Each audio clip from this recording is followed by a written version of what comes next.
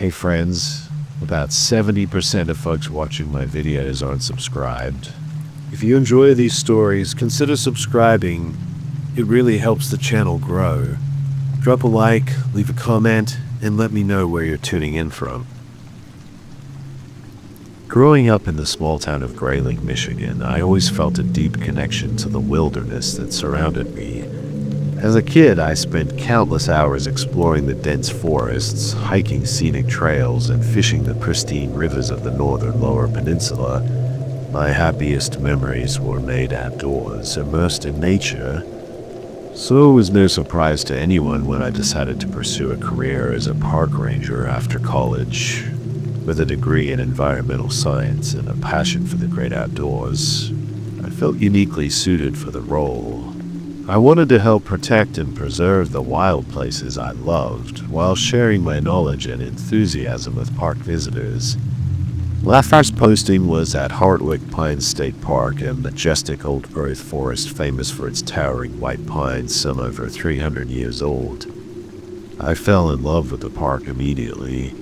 Leading interpretive hikes through the forest, I watched people's eyes widen with wonder as I pointed out delicate lady slippers resplendent in shades of pink or the comical acrobatics of chattering red squirrels spiraling up tree trunks. Those special shared moments fueled my passion. But park ranger jobs, especially permanent positions, were highly competitive. After my seasonal role at Hardwick Pines ended, I struggled to find full-time work in my home state. With student loans to pay off and limited job prospects, I reluctantly started applying for positions further afield. When I was offered a backcountry ranger role in Oregon, patrolling the remote wilderness of Willamette National Forest, I jumped at the chance. The job description appealed to my adventurous nature, hiking deep into the mountains to monitor trail conditions, enforcing backcountry permit regulations, and serving as a knowledgeable resource for visitors. I knew it would be challenging work, but I was eager to prove myself. As I packed up my belongings and prepared to drive my beat-up Subaru across the country, my mom fretted about me moving so far away. "You be careful out there, Liam," she warned.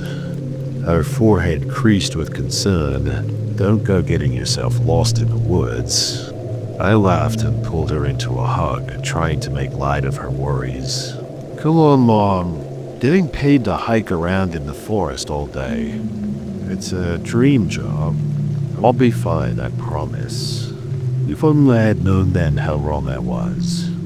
That dream job would soon become a living nightmare, because what I encountered in those ancient woods was more terrifying than anything I could have imagined. My first day on the job, I woke up early, fizzing with nervous excitement.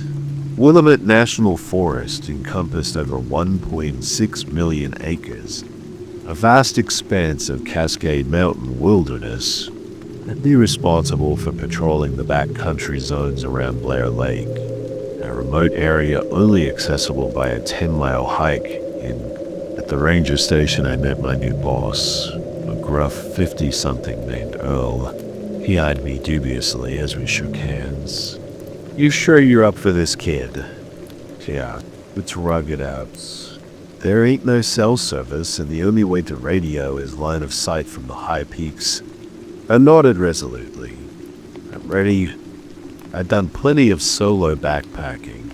Earl grunted, "This ain't no walk in the park, son. Especially not this time of year. Weather can turn on a dime, and we've had issues." He trailed off his eyes, darting away from mine. "Issues?" I pressed. "What kind of issues?" He shook his head dismissively. "Nothing you need to concern yourself with. Probably just drunk yahoos with too much time on their hands. But keep your eyes peeled and your head on a swivel out there, you hear?" With that cryptic warning, he outfitted me with a radio, handed me a set of topographic maps, and sent me on my way. As I shouldered my heavy pack and set off up the trail, I felt a flicker of unease. Issues in the backcountry. Drunk yahoos. It seemed an odd thing to mention, but I brushed off my concerns, chalking it up to first-aid jitters. The hiking was strenuous but spectacularly scenic.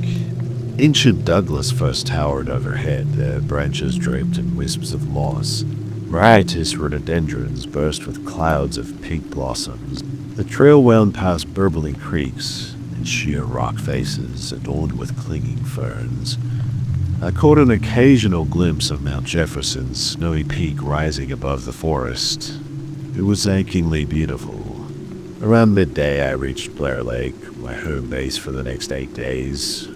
The glacial lake was a sheet of turquoise glass ringed by jagged peaks. I made camp in the designated site, a clearing sheltered by towering firs. As I set up my tent and filtered water, I basked in the tranquil solitude. No other hikers were around, no engine noise, just birdsong breeze and the lap of waves on the lakeshore. I felt profoundly at peace. But that night, as I zipped into my sleeping bag, a strange sound echoed across the lake. It was a long, undulating howl, neither quite human nor animal. The eerie cry made the hairs on my neck prickle. I unzipped the tent flap and peered out into the moonlit night. The forest stood silent, no sign of movement beyond the silver trees. I listened, straining to hear past the thump of my own heartbeat. But the howl did not come again. Must have been a coyote, I told myself, trying to slow my racing pulse. Nothing to worry about. Eventually I drifted into an uneasy sleep. If I had known then what that howl foretold, I would have packed up and hiked out of those woods that very night. But in my naivete, I had no inkling of the horrors to come. I woke the next morning to a forest shrouded in mist, tendrils of vapor curling through the evergreens. Though the sun had risen, the day retained an unsettling gloom. Shaking off my unease, I started my daily patrol. My job was to hike the network of trails around the lake, checking for hazards and illegal camping. As I walked, I meticulously cataloged my observations in my notebook: fallen trees to clear trail, washouts to report scat, and prints to identify. Gradually, I relaxed into the familiar rhythms of field work. Around midday, I stopped at a scenic overlook, a rocky outcropping with a sweeping view of the lake. I shrugged off my pack, grateful for the respite. But as I turned to admire the vista, my blood ran cold. There, arranged on the flat expanse of rock, was a series of objects. A crudely whittled wooden figurine, vaguely human-shaped. A bundle of what looked like animal bones tied with sinew. And in the center, a pile of pale feathers, sticky with dark blood. My mind reeled. What the hell was this? Some kind of sick prank? Ritual sacrifice? With a growing sense of dread, I picked up the carved figurine. As I turned it over in my hands, I noticed more rusty smears on the rough surface. Blood. I dropped it like I'd been scalded. I stood frozen, unsure of what to do. Should I radio this in? Snap photos for evidence? My instinct was to get far away from this eerie scene. But I had a job to do. With shaking hands, I pulled out my camera. Suddenly, a sound shattered the quiet. That same unearthly howl I had heard on my first night was louder and closer now. It reverberated through the trees, filling the air with its haunting ululation. I spun around wildly, scanning the forest, but I saw nothing beyond the shifting mist. My heart pounded as I stuffed the grotesque objects into a plastic evidence bag with fumbling fingers. Then while I hurried down the trail, eager to put distance between myself and that ominous outcropping, the howl faded behind me until all I could hear was my ragged breathing and the crunch of my footsteps. Back at camp, I radioed Earl with a report, trying to keep my voice steady. He seemed oddly unsurprised by my discovery. Probably those damn high school kids, he drawled, think it's funny to scare folks. The blood is likely deer or some other critter. I run fat too hard, documented and move on. I wanted to believe him. I wanted to dismiss it as a tasteless teenage prank. But something felt off, wrong in a way I couldn't articulate. That howl, those grisly remains, they evoked a visceral, primal fear I'd never experienced before. Against my better judgment, I zipped the evidence bag inside my tent. I wouldn't hike out to hand it off to Earl for 5 more days. That night I barely slept, jolting awake at every errant sound. When I did drift off, my dreams were dark and twisted, filled with shadowy figures darting between the trees, sibilant whispers in a language I couldn't comprehend. I woke before dawn in a cold sweat, the night terrors lingering. Little did I know that those dark dreams were a mere shadow of the waking nightmare to come. The next few days passed without incident, though an uneasy tension had settled over the forest. The mist persisted, muffling sound and limiting visibility to a claustrophobic shroud of gray. Each rustle in the understory made me flinch. I tried to lose myself in the routine of my work, meticulous documentation, the muscle ache of miles hiked. But that macabre scene at the Overlook haunted me. The bone-handled knife, the feathers matted with gore. Those lurk at the edges of my thoughts, a sinister specter. On my 4th morning, I followed the lakeshore trail to the far edge of my patrol zone. The path there was faint, choked with dense undergrowth that caught at my clothes. I cursed as my pack snagged on a tangle of devil's club, its barbed leaves scratching my skin. As I yanked myself free, I stumbled into a small clearing, the pocket of space in the claustrophobic green. In the center stood a wizened huckleberry bush, gnarled branches twisting toward the canopy. It was the object suspended from one of those branches that made my heart seize. A dream catcher woven from bent twigs, shreds of fabric, brittle leaves, and in its center a tangle of hair, no fur, matted with a substance that glistened darkly in the wan light. I reeled back, bile rising in my throat. This was no teenage prank. This felt ancient, imbued with a savage intent that sent fear skittering down my spine. With trembling hands, I raised my camera, zooming in on that ghastly charm.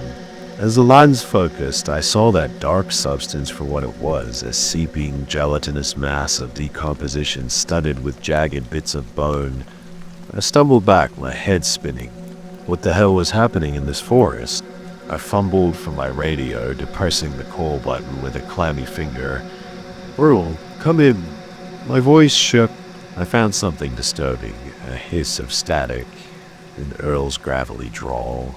"What's your location?" Finger shaking, I squinted at my GPS. "Northwest shore of the lake. There's some kind of effigy with rotting remains." "Christ almighty!" Earl's voice was sharp with alarm. "Okay, listen carefully. I need you to get out of there quick as you can. Hike back to base camp and stay put. I'm calling in backup." "What?" "What's going on?" "No time to explain, just whole ass, you hear. And for God's sake, don't touch anything." The lion went dead, his warning ringing in my ears. An icy rivulet of fear trickled down my back. If unflappable Earl was this spooked, that was reason enough to run. I turned to bolt back up the trail, but froze at a sound that made my blood crystallize. That same undulating howl rising in an uncanny crescendo, layered beneath it, a cacophony of other noises, yoops, screeches, and a guttural roar that should not exist outside of nightmares. The medley of unnatural cries echoed off the hillsides, reverberating from every direction. I ran, crashing through the undergrowth, heedless of snagging thorns. My heart hammered a staccato beat in my ears, and every rasping breath seared my lungs. The hellish chorus grew louder, spurring my terror-fueled flight. At last I burst into the clearing of base camp, chest heaving. I scanned the forest edge wildly, expecting some ghoulish monstrosity to come lunging from the shadows. But the woods stood silent, the mind-rending wail abruptly silenced. With numb fingers I radioed Earl again. No response, just the hiss and pop of empty air. As I stood there, shaking with receding adrenaline, the mist began to roll in, smothering the waning daylight. Shadows deepened eerily in their stillness. I retreated to my tent and zipped myself in with a false sense of security. Looking back, how laughably naive that was to think nylon and mesh could protect me from the malignant forces gathering beyond the tree line. If I had understood then what I was up against, I might have hiked through the night until my boots bled from the soles. Anything to escape that accursed wilderness. But, mired in my own ignorance, I could only wait for Earl's promised backup with a growing sense of dread. Little did I know help would come far too late. The forest transformed as night fell. Shadows deepened to impenetrable black. The darkness, a living thing, pressed in from all sides. Mist eddied and swirled, a phantom tide. Every rustle in the understory, each sigh of wind sent my heart stuttering with fear. Inside my tent, I sat hunched and hyper-vigilant, gripping my utility knife with white-knuckled intensity. I stared at the glowing face of my satellite phone, willing it to ring. But the screen stayed dark. Rule should have sent backup by now.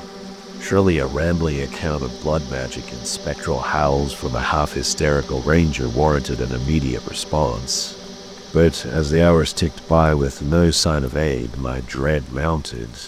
What if something had happened to him? The thought ricocheted around my skull, ratcheting my panic higher. Earl had seemed afraid, and I'd never known him to be rattled by anything. Not the raging forest fire that ignited in the crushing heat of 2015.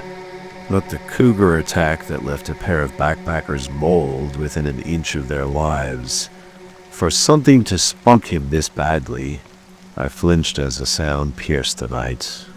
A cacophony of familiar cries, that ululating howl, yips and snarls and roars folding into each other in a bone-chilling dissonance. It echoed off the surrounding peaks, amplified into a sonic assault that made me clamp hands over my ears. The hellish noise rose to a fever pitch, then cut off abruptly, plunging the forest into a silence so absolute it rang. I held my breath, straining to hear over my own hammering heart. Crack. A twig snapped in the darkness, so close it might have been right outside my tent. I jolted upright, pulse spiking. With fumbling hands, I unzipped the flap just far enough to peer out. The wan beam of my headlamp cut through the swirling mist, catching on the crouched silhouette of something. It was vaguely humanoid, with elongated limbs and a bulbous, misshapen head that glinted palely. I must have made some choked noise of terror because that thing swiveled toward me with preternatural speed. In the flash of my light, I saw a face that will haunt me until my dying day. Milky, bulging eyes, a yawning maw lined with jagged teeth, skin mottled and peeling like fungus. For a paralyzed moment, we stared at each other, that nightmarish entity, and then it unfolded from its crouch with sinuous grace and loped into the darkness, vaporous mist eddying in its wake. I scrambled back from the tent flap, a scream lodged in my throat. My mind reeled, trying to process the sheer wrongness of what I'd seen. Some gibbering part of my brain, still clinging to rationality, insisted it must be a trick of the mist and moonlight. An illusion born of fear, but I knew with grim certainty that the horror lurking in these woods was all too real. With shaking hands, I fumbled for my satellite phone, desperate to call for help. But when I flipped it open, the screen remained dark, mocking me with its unresponsive emptiness. I stabbed at the power button again and again, muttering pleas under my breath. Nothing, whatever malevolent force held sway in these woods. It seemed to have leached the life from my electronics, leaving me cut off and utterly alone. A wave of despair crashed over me, so intense it stole my breath. I was trapped out here, miles from civilization, at the mercy of entities that defied rational explanation. Part of me wanted to curl into a ball and succumb to the gibbering panic clawing at my mind. But some stubborn ember of self-preservation refused to let me surrender.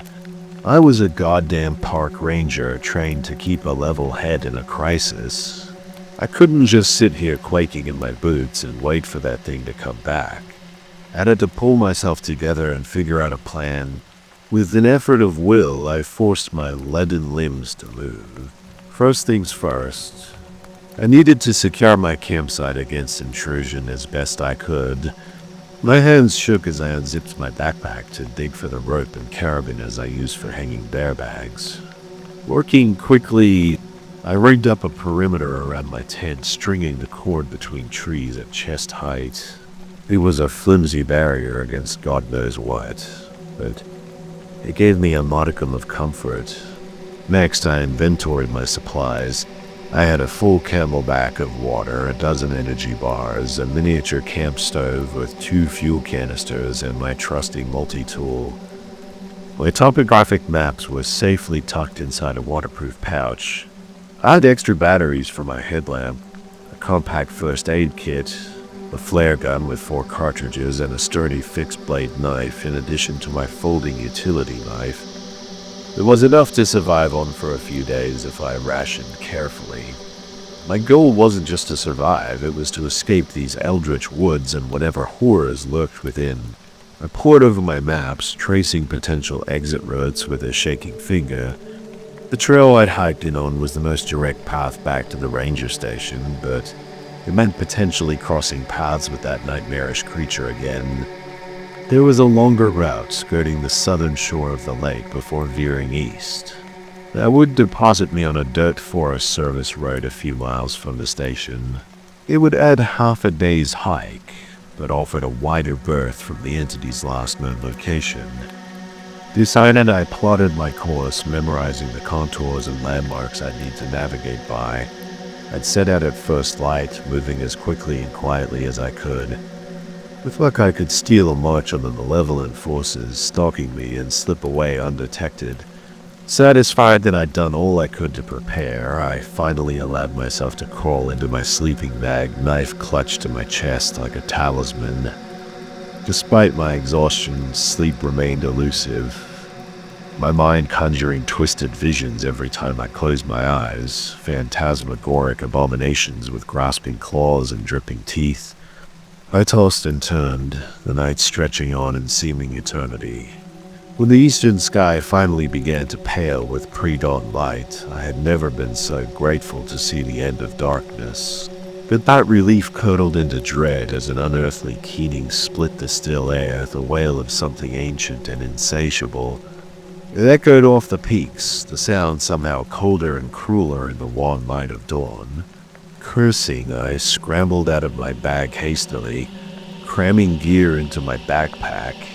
That blood-chilling howl had sounded just as close as the night before, maybe closer. I no longer had the luxury of a careful, strategic exit. I needed to run now while I still could. Slinging my pack onto my shoulders, I snatched up my trekking poles and plunged into the misty understory, muffling a yelp as a branch sliced across my cheek. Behind me, the keening rose to a fever pitch, spurring me into a panic sprint. The forest blurred my focus, narrowing to the thud of my heartbeat and the burn of my lungs. I crashed through the brush, rationality subsumed by animal terror. In my blind flight, the landscape warped into a disorienting tangle, my mental map dissolving. It wasn't until I burst into a small clearing that I realized with dawning horror that I'd veered off course. Instead of heading south and east, away from the lake shore, I'd doubled back on myself. The mist and my own panic had conspired to lead me astray. And in the center of that clearing, amid a riot of Devil's Club and Huckleberry, crouched my nightmares made manifest. Not just the ghoulish figure I glimpsed the night before, but macabre tableau of abominations, gaunt, long-limbed entities with skin like lichen, hulking shaggy forms with toothy maws, sinuous reptilian creatures with eyes that glinted with malice. They hunched around some kind of crude altar, a slab of stone stained with the unmistakable rust brown of long-dried blood. For a moment I stood frozen, shock and revulsion rendering me immobile. Then, as one, those ghastly heads swiveled toward me, pinning me with predatory gazes. A sibilant hiss rose from their midst, ancient and rasping, the syllables coiling with menace. "Interloper," they seemed to say, "you do not belong here." Choking on a scream, I turned and fled into the mist-choked trees. At this time, there was no reprieve. An elusive cry went up behind me, and the forest shuddered into unholy motion. I could feel the pounding of my pursuers' strides, hear the snap and rustle as they gained on me with preternatural speed. The twisted folklore that had terrified me since childhood crashed through my mind in a kaleidoscopic frenzy. Wendigos, skinwalkers, the wild hunt incarnate. For all my rationality, all my modern sensibilities, I suddenly knew with absolute certainty that those primal fears were rooted in hideous truth. And now that truth was breathing down my neck, ravenous and relentless. I ran until my lungs seared and my muscles screamed, but it wasn't enough. My strength was flagging. The forest seemed to contort itself around me, a malevolent labyrinth with no escape. Each gasping breath felt like my last, my body shuddering with fatigue. While grasping claws finally seized me from behind, I almost welcomed the relief of surrender. Anything to be free of this all-consuming terror. As I was dragged into the writhing mass of nightmares, their fetid breath hot on my face, I sent up a silent prayer that my end would be swift. But a darker fate awaited me in the bowels of that primordial wilderness. The horrors I endured in their abominable clutches defy the depths of human language. No words for such atrocity. Only the fractured screams of a mind shattered beyond hope of redemption. Perhaps if they had granted me the mercy of death, my torment would have ended there. But the cruelest twist was yet to come. I drifted in and out of consciousness, surfacing from the black depths of oblivion into a haze of agony. Every nerve in me screamed. My body a raw wound, shredded by tooth and claw. But the pain of my mutilated flesh was nothing compared to the searing anguish within my skull. They had done something, to my mind, those abhorrent entities. Pried open the delicate folds of my psyche and deposited a malignant seed. A nightmarish presence that burrowed and festered. It whispered to me in the non-language of madness, a sibilant murmur promising only despair. With each flickering moment of lucidity, I prayed for the release of oblivion to sink back into that merciful darkness where I would feel nothing ever again. But even that cold comfort was denied me. I don't know how long I lay there, broken and forsaken, time lost all meaning, my existence reduced to the endless cycle of torment, fractured consciousness, and the insidious whispers in my mind. But eventually, even my captors seemed to tire of their sport. I was peripherally aware of movement around me, harsh syllables exchanged in guttural tones. Then clawed hands seized me roughly, dragging my limp body across the fetid earth. The jolting movement sent fresh waves of agony radiating through my shattered limbs.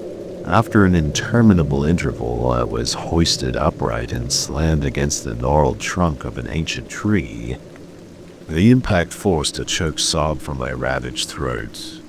Dimly, I registered the bite of rope as I was lashed in place, my head lolling on my chest. Hot, fetid breath gusted across my face as one of the entities loomed close. A gnarled claw seized my chin, wrenching my head up. I blinked blood from my eyes to find myself face to face with a visage that made my gorge rise, leprosy skin, milky eyes wide and staring, a lipless maw gaping in a rictus of malice. "Warn them," it hissed, its voice like nails scraping bone. "Warn them all to stay away. This is our domain now. And soon we will be free to feast as we did in the old times when your kind trembled to speak our names." It released me with a shove, and the things melted away into the mist, their parting howls of promise of horrors to come. I sagged against my bonds, a broken marionette with its strings cut. That's where they found me 2 days later, the search and rescue team Earl had sent after all. By then I was more dead than alive, delirium and blood loss eroding my frail grasp on sanity. At first they thought I was raving, my fractured whispers of abominations in the mist dismissed as the fevered imaginings of a traumatized mind. But when they discovered my injuries, the inhuman claw marks gouged into my flesh, the impossible contortions of my shattered limbs, their doubts metastasized into the first tendrils of dread. They airlifted me out of those accursed woods, rushing me to the nearest trauma center. I have no memory of the flight, nor of the grueling surgeries that knitted my broken body back into a semblance of wholeness. I remain locked in a coma, dead to the world, but still tormented by the malevolent presence lurking in the depths of my subconscious. When I finally clawed my way back to full awareness weeks later, I almost wished I had died on that forest floor, because the horror followed me out of the wilderness, indelibly etched into my psyche. The seed they planted had taken root, unfurling with insidious persistence.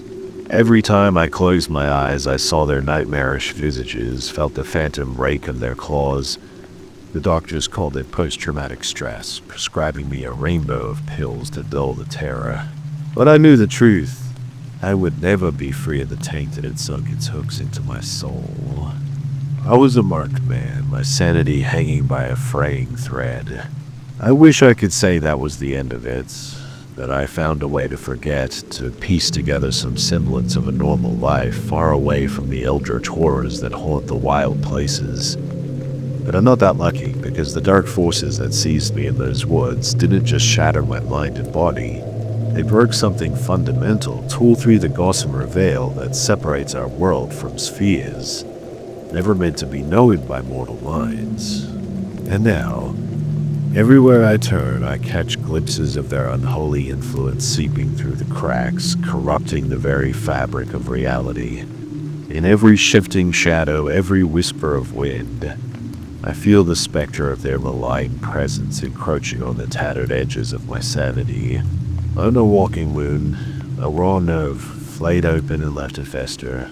There's no solace for one who has seen beyond the pale and returned forever changed. The best I can hope for is to retreat into isolation to spare the rest of humanity from the creeping madness that dogs my steps. But now, not as I sit here, hunched over this final feverish testimony, I know my time is running out. Something about that unremarkable page felt tainted, charged with palpable malice. Hands not quite steady, she unfolded the paper. As she scanned the first lines, her blood ran cold. It was a missing persons flyer, the kind circulated by law enforcement when investigations had dead-ended. But the face staring out from the grainy photo wasn't some tragic stranger. There was one she knew all too well, Liam Ashcroft. The rookie park ranger who had staggered out of the Oregon wilderness a year ago, his body broken and his mind shattered beyond repair. He'd spun wild tales of monstrous entities lurking in the mist-choked forests of Willamette National Park, of abominations that defied rational explanation. At first, his account had been dismissed as the ravings of a trauma, fractured psyche. But as the investigation unfolded, eerie inconsistencies began to emerge.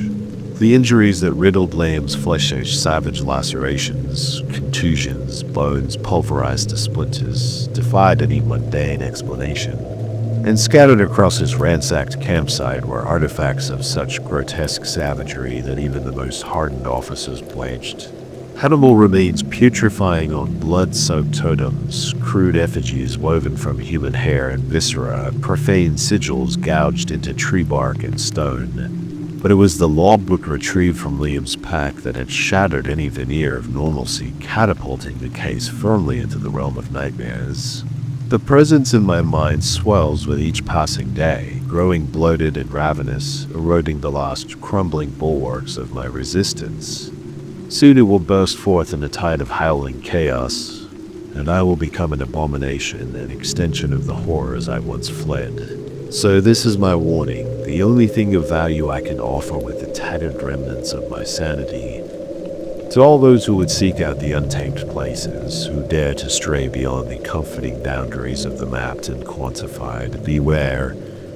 There are older, fouler things than you can imagine lurking in the wild's shattered heart, and they hunger for our ruin.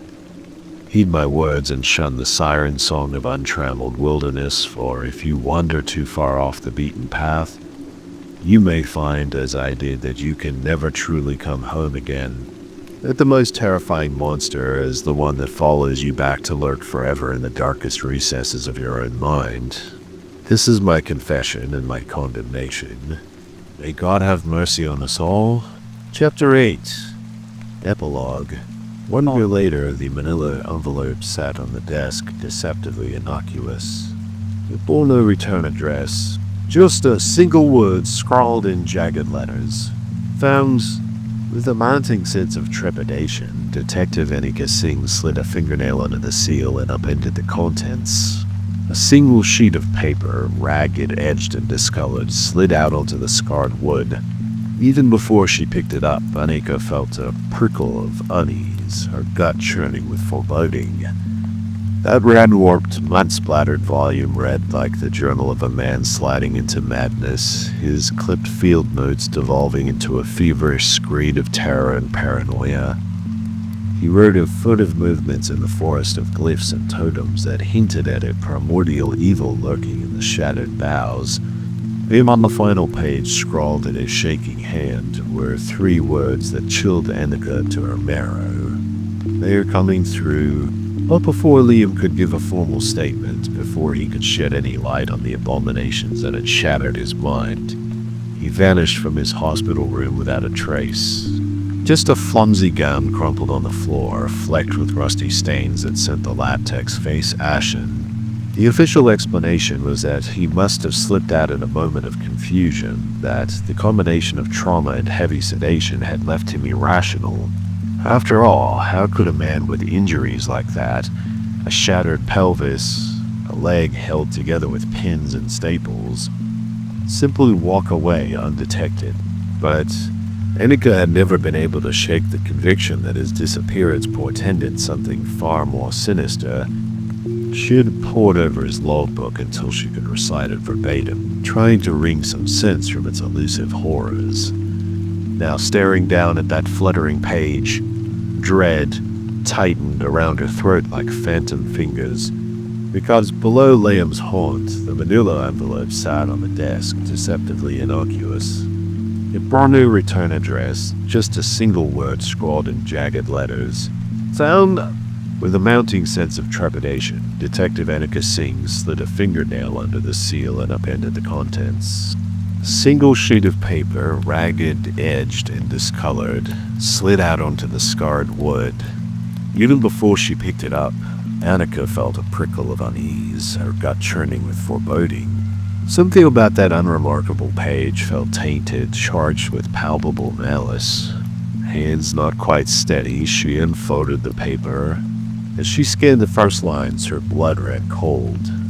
It was a missing persons flyer, the kind circulated by law enforcement when investigations had dead-ended. But the face staring out from the grainy photo wasn't some tragic stranger. It was one she knew all too well. Liam Ashcroft, the rookie park ranger who had staggered out of the Oregon wilderness a year ago. His body broken and his mind shattered beyond repair. He'd spun wild tales of monstrous entities lurking in the mist-choked forests of Willamette National Park, of abominations that defied rational explanation. At first, his account had been dismissed as the ravings of a trauma-fractured psyche, but as the investigation unfolded, eerie inconsistencies began to emerge. The injuries that riddled Liam's flesh, savage lacerations, contusions, bones pulverized to splinters, defied any mundane explanation, and scattered across his ransacked campsite were artifacts of such grotesque savagery that even the most hardened officers blanched. Animal remains putrefying on blood-soaked totems, crude effigies woven from human hair and viscera, profane sigils gouged into tree bark and stone. It was the logbook retrieved from Liam's pack that had shattered any veneer of normalcy, catapulting the case firmly into the realm of nightmares. That rain-warped, mud-splattered volume read like the journal of a man sliding into madness. his clipped field notes devolving into a feverish screed of terror and paranoia. He wrote of furtive movements in the forest, of glyphs and totems that hinted at a primordial evil lurking in the shadowed boughs, and on the final page, scrawled in a shaky hand, were 3 words that chilled Annika to her marrow. "They're coming through." But before Liam could give a formal statement, before you could shed any light on the abominations that had shattered his mind, he vanished from his hospital room without a trace.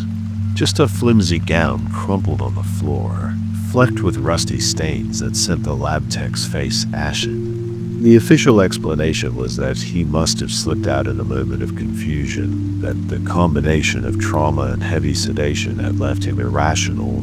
After all, how could a man with injuries like that, a shattered pelvis, a leg held together with pins and staples, simply walk away undetected? But Annika had never been able to shake the conviction that his disappearance portended something far more sinister. She had pored over his logbook until she could recite it verbatim, trying to wring some sense from its elusive horrors.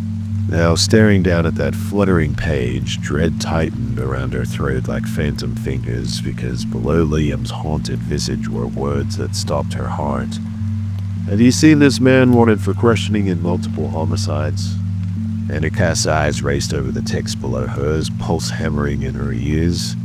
A string of gruesome slayings scattered across the Pacific Northwest, from the remote wilderness of Cascadia to the rain-slick streets of Seattle. Victims brutalized in ways that defied all reason, their mutilated remains arranged in grotesque tableaux that hinted at an inhuman savagery, and at each blood-soaked scene, the same message gouged into yielding flesh. They hunger. This couldn't be real.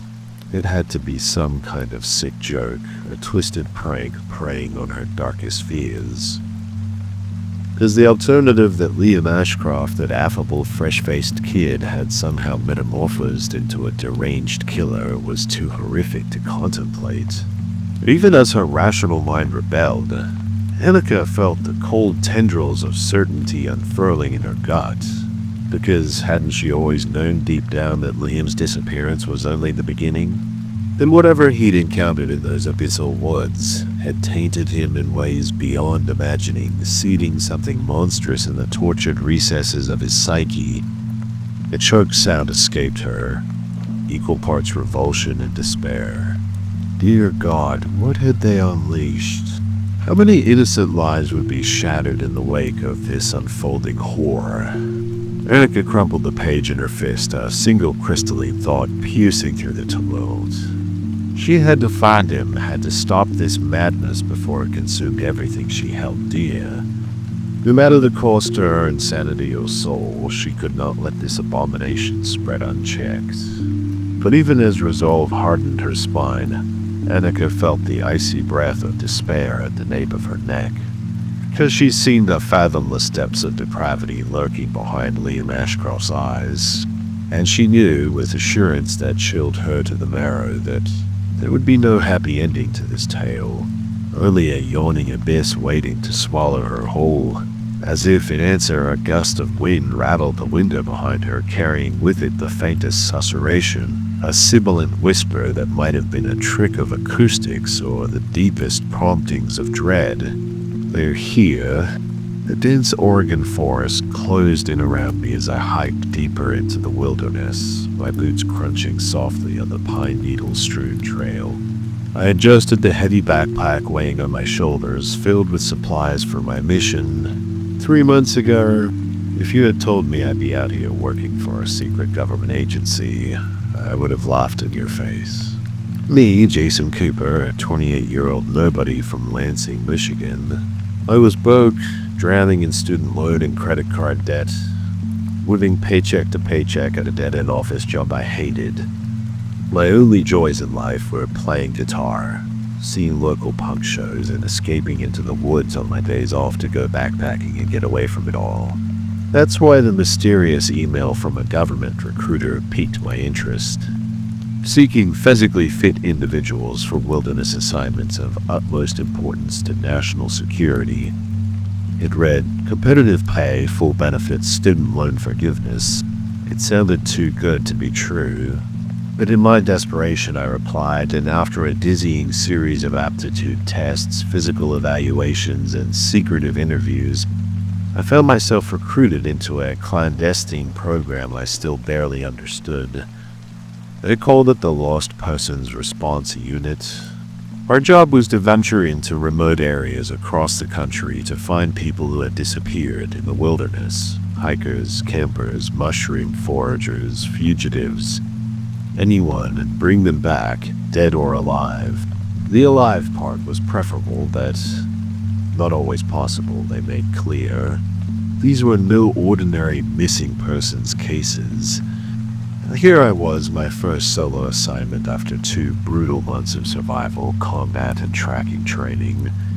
Somewhere in these Oregon woods, a family of 4 had vanished from their campsite 3 days ago without a trace. As I searched for any sign of them off trail, a twig snapped behind me.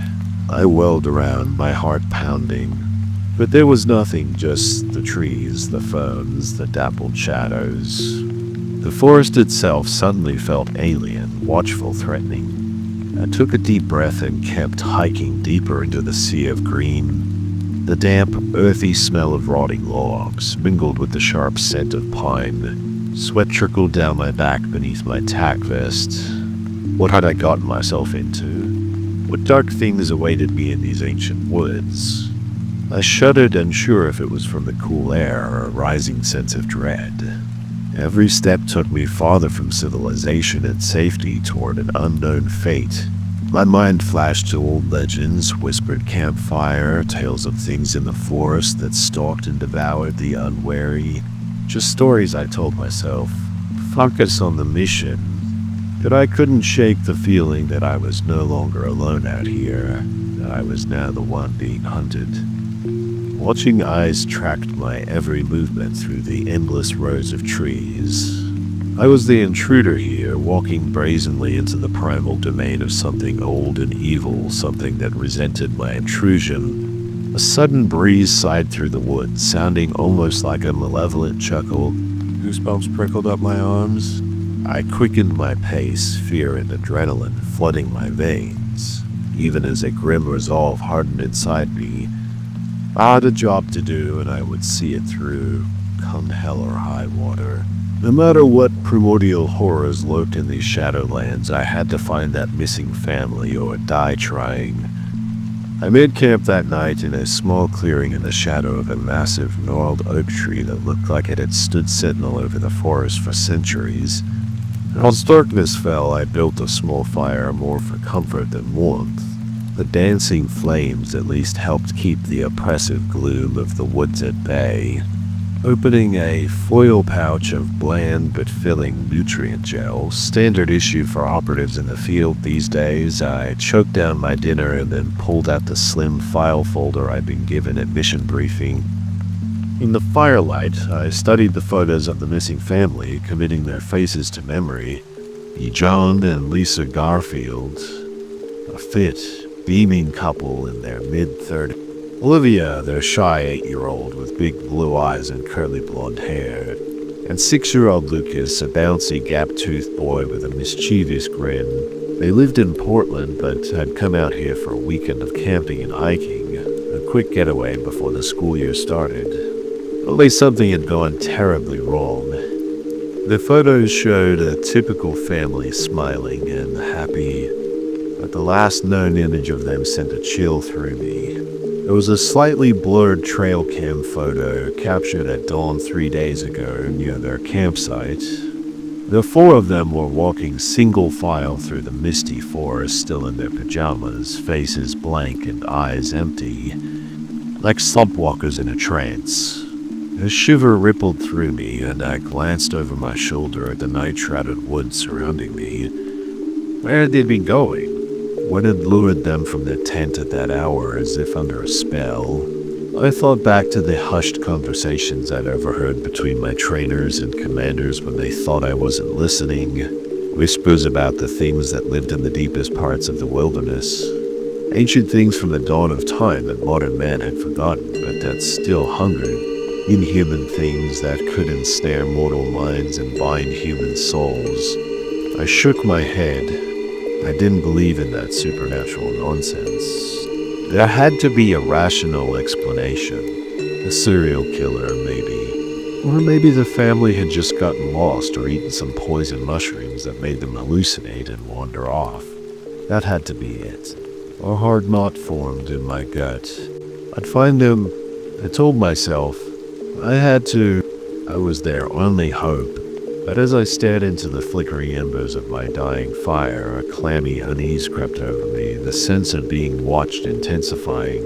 I slowly reached for the rifle resting by my side, my eyes probing the impenetrable wall of shadow and foliage surrounding the small circle of firelight.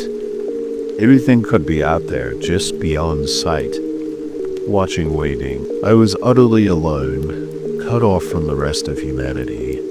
Cursing under my breath, I kicked dirt over the fire, stamping out the last hissing embers until only blackness remained. Forcing down my fear, I retreated to my small tent and crawled into my sleeping bag, my rifle clutched to my chest. But sleep wouldn't come. Every snapping twig, every rustle of leaves, every mysterious skitter, hoot and howl in the night made my heart lurch and my finger tighten around the trigger. The inky darkness seemed to throb with malice, with patient, ravenous anticipation. At some point I must have drifted off into a fitful doze because a sudden sound snapped me awake.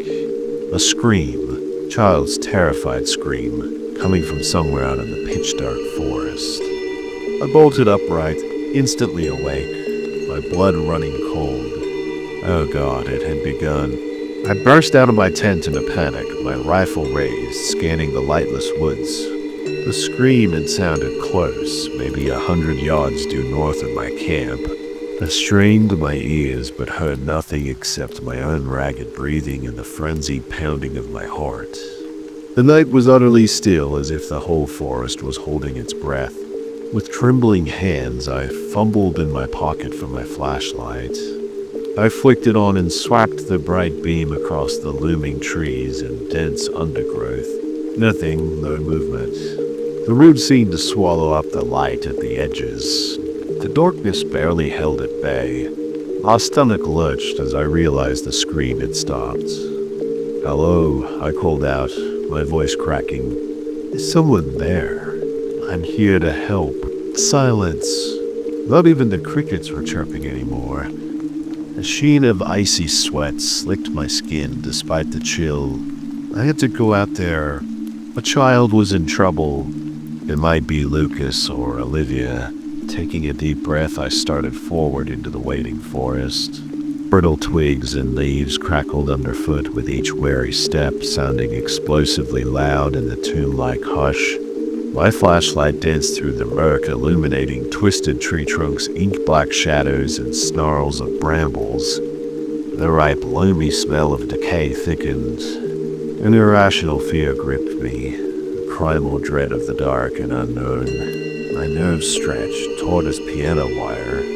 I had the uncanny sense that something just out of sight was mirroring my every move, gliding between the trees in eerie silence, just beyond the reach of my light. The hairs on my neck prickled. I'm a government agent. I don't feel. I shouted into the nighttime gloom, trying to project authority. I'm armed, show yourself. A whispery rustle came from my left, almost like a sibilant chuckle.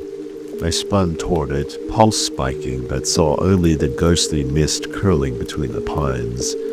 My chest felt tight, lungs burning, as if the air had turned rancid.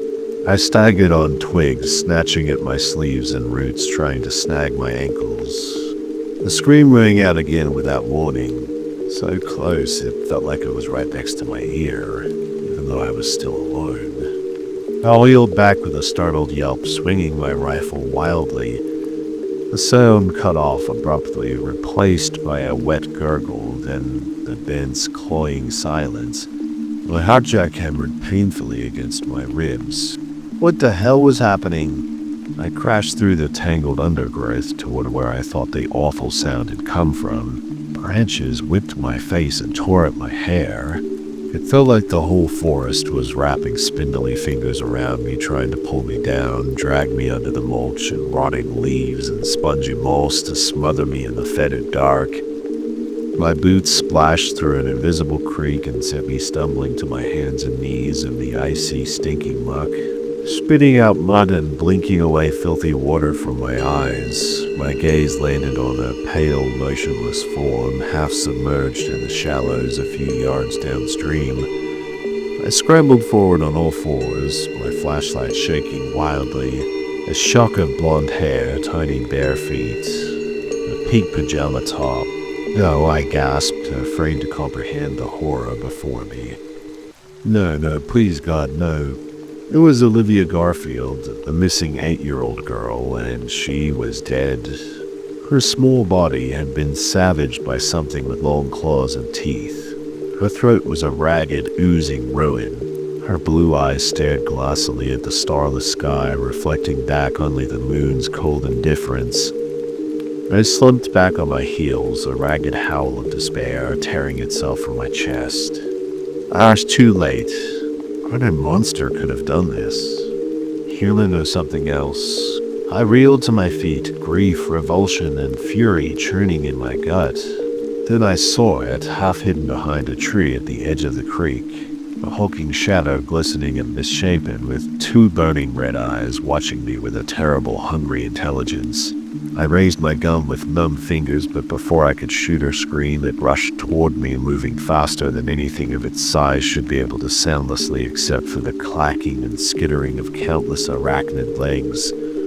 The stench of ancient death and alien loathing enveloped me. Then a heavy weight slammed into my chest, and everything went black as I was borne backwards into the depthless dark. I awoke to blinding sunlight and a dull, throbbing ache throughout my entire body. Rolling, I rolled onto my side and coughed up brackish water that burned my throat and made my lungs seize. Slowly, my surroundings swam into focus. I was lying on the muddy bank of the creek, caked in grime and blood. My blood-stained clothes were shredded and barely clinging to my frame. Every inch of exposed skin felt raw and abraded, as if I had been dragged across gravel. How long had I been unconscious? I have no memory of what happened after the thing in the woods attacked me. The thing... I sat bolt upright with a gasp as the horrific events of the previous night crashed over me. Olivia... Oh God, Olivia. The savage mutilation of her small body. Those skittering legs, those malevolent red eyes in the darkness. I retched into the foul water, my empty stomach spasming. This couldn't be real. It had to be some sort of awful nightmare, but the metallic reek of blood and the searing pain of my injuries left no doubt. It was raw, all of it. On hands and knees, I crawled over to where I had dropped my rifle and flashlight. The gun was still functional, but clogged with muck. The flashlight was smashed, the bulb shattered. I hurled it away in frustration and despair. What the hell was I gonna do now? What the hell was I up against out here? Then I remembered. The rest of the Garfield family was still missing. A spark of desperate hope kindled in my chest. Maybe they were still alive. Maybe I wasn't too late to save them from whatever that abomination was that had killed their little girl and attacked me. If it even was just one creature. For all I knew, these woods could be teeming with an entire pack of those things. Judging by the ease with which it had overpowered me, I wouldn't stand a chance against more than one. I had to call for backup, regroup, and come up with a plan. Staggering to my feet on shaking legs, I limped back in what I hoped was the direction of my campsite. My muscles screamed in protest and my vision swam. I felt dangerously lightheaded. Probably a concussion at best. The gashes across my chest and back from those things' claws burned like fire. If I didn't get my wounds treated soon, infection would set in. And I had more to worry about than just blood loss and fever out here. Now that I knew what lurked in the shadows, after an interminable agonizing slog through the woods, I spotted my small tent through the trees. I started toward it eagerly, desperate to retrieve my satellite phone and call for help. But I froze my tracks when I reached the edge of the clearing. The campsite had been destroyed. My tent was slashed to ribbons. My supplies were scattered and ruined. Deep, jagged furrows had been gouged into the trunk of the ancient oak tree, as if by gigantic claws. And there, dangling from one of the lower branches, was a small pink pajama top soaked with dark, dry blood. Olivia's pajama top. I sank to my knees, despair overwhelming me. It knew where I was. It had found my camp, and it had left me a message, a mocking taunt. I was being hunted, now stalked through this primeval forest by something far faster and stronger and more vicious than me. And I was wounded, miles from civilization, with no way to call for help. A soul-deep terror rose up to choke me as I knelt there, shaking. I was going to die out here alone, torn to pieces like that poor little girl. Dim through the haze of fear, I heard it. A child's terrified scream coming from deep within the woods. But not Olivia's scream. It was a boy's scream this time. Lucas, the thing had Lucas. An icy calm settled over me, and I reached for my rifle. I might be doomed, but I'd be damned if I let that monster kill another innocent child, not while I still drew breath. I had a job to do. Grim resolve filled me as I forced myself back to my feet and started far into the waiting trees. It was time to go hunting. The scream had come from the north again, farther away this time. I followed the sound at a plodding jog, ignoring the stabbing pains that ricocheted through my battered body with each jolting step. The forest felt even more oppressive and sinister in the stark light of day. Every shadow and rustle now laden with creeping menace. I clenched my jaw so hard my teeth ached, my eyes darting as I scanned the trees for any sign of movement. Lucas' cries had faded, leaving only the unsettling drone of insects and the occasional plaintive bird call.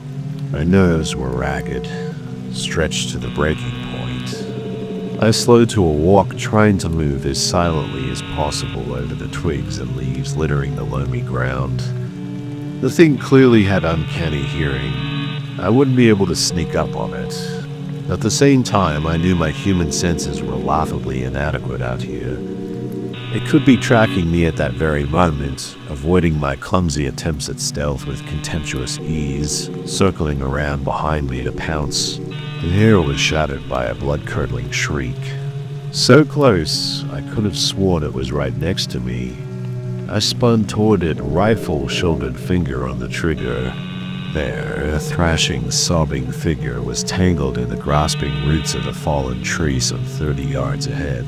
I started forward, pulse pounding, then stopped dead as an adversive dread coiled around my hammering heart. The roots were straining the small writhing form, or roots at all. They were segmented and twitching, as thick as my wrists, jointed like chitinous legs.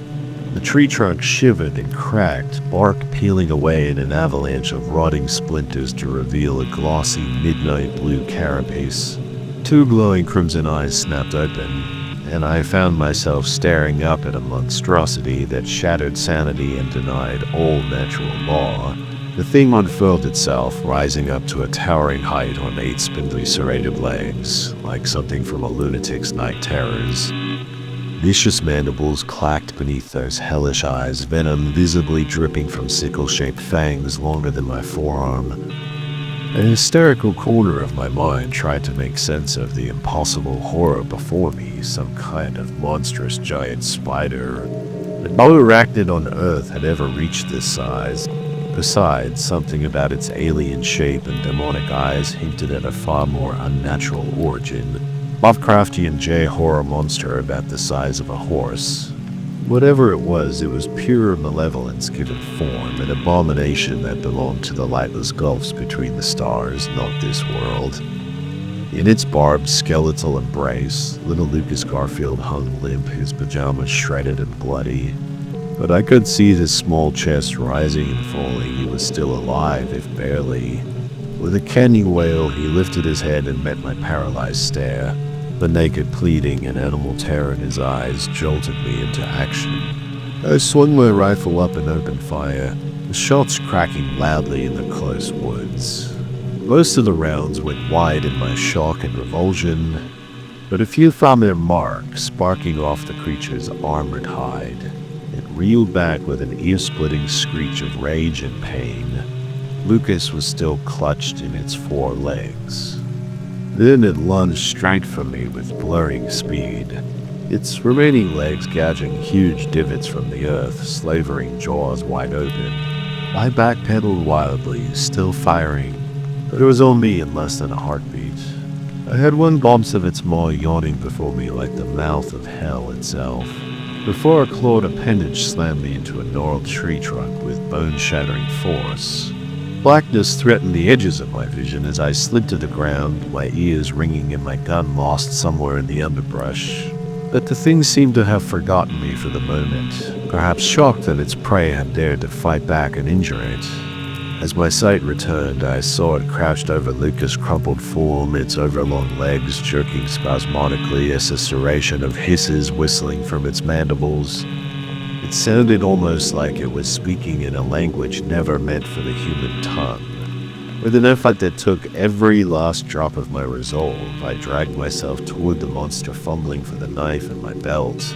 If I could just reach Lucas, put myself between him and those dripping fangs.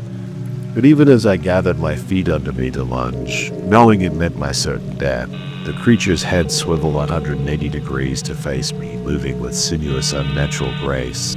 Those infernal eyes blazed with dark glee, and behind the hunger I could swear I glimpsed a vile intelligence, an ancient sentience that looked on humankind as cattle. It used the first, its black lips writhing wetly around teeth like needles. The tithe must be paid. The pact must be kept. You have no place here, son of Adam. This land is not yours. I could only gape in horror and bafflement as it issued its guttural ultimatum.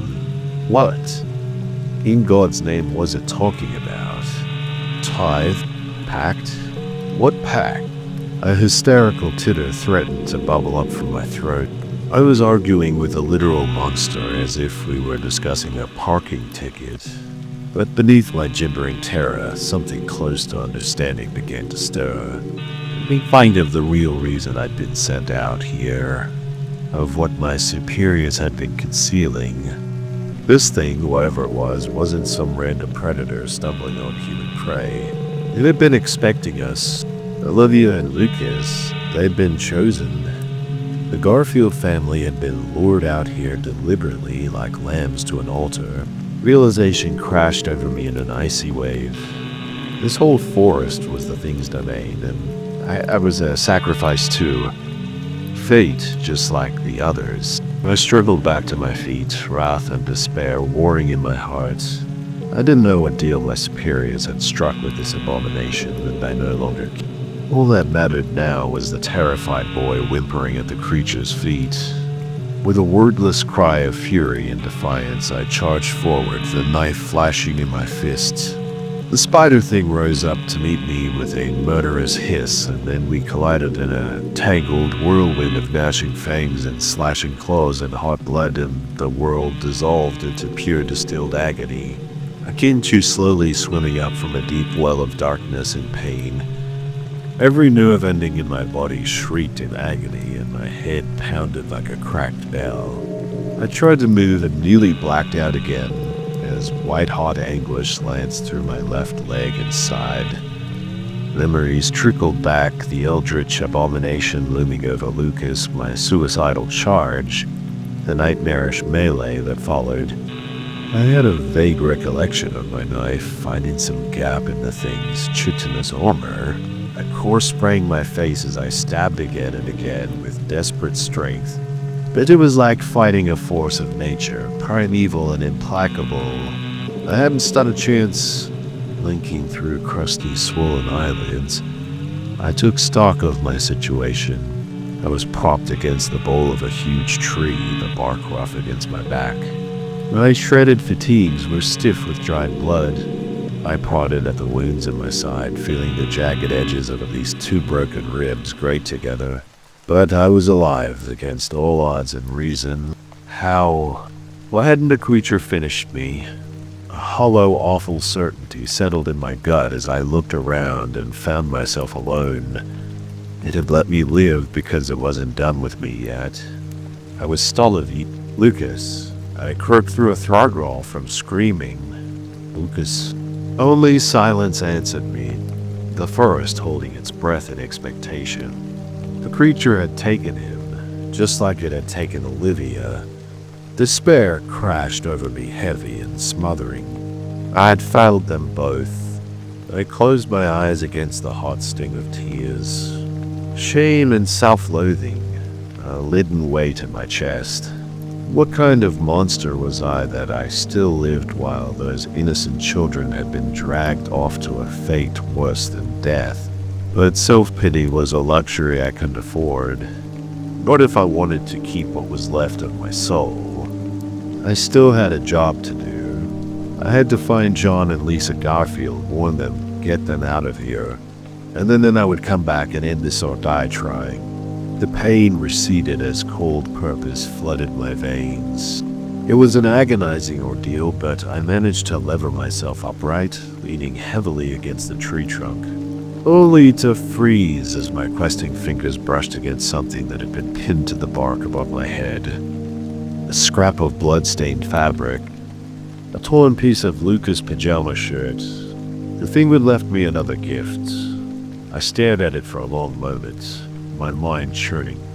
Was it a taunt? A warning to abandon my foolhardy quest? Or was it something more calculating? A deliberate move in some twisted game whose rules only the creature understood? The pact it had spoken of, the tie that claimed, was owed. And I now with sickening certainty that Olivia and Lucas had been taken for a reason.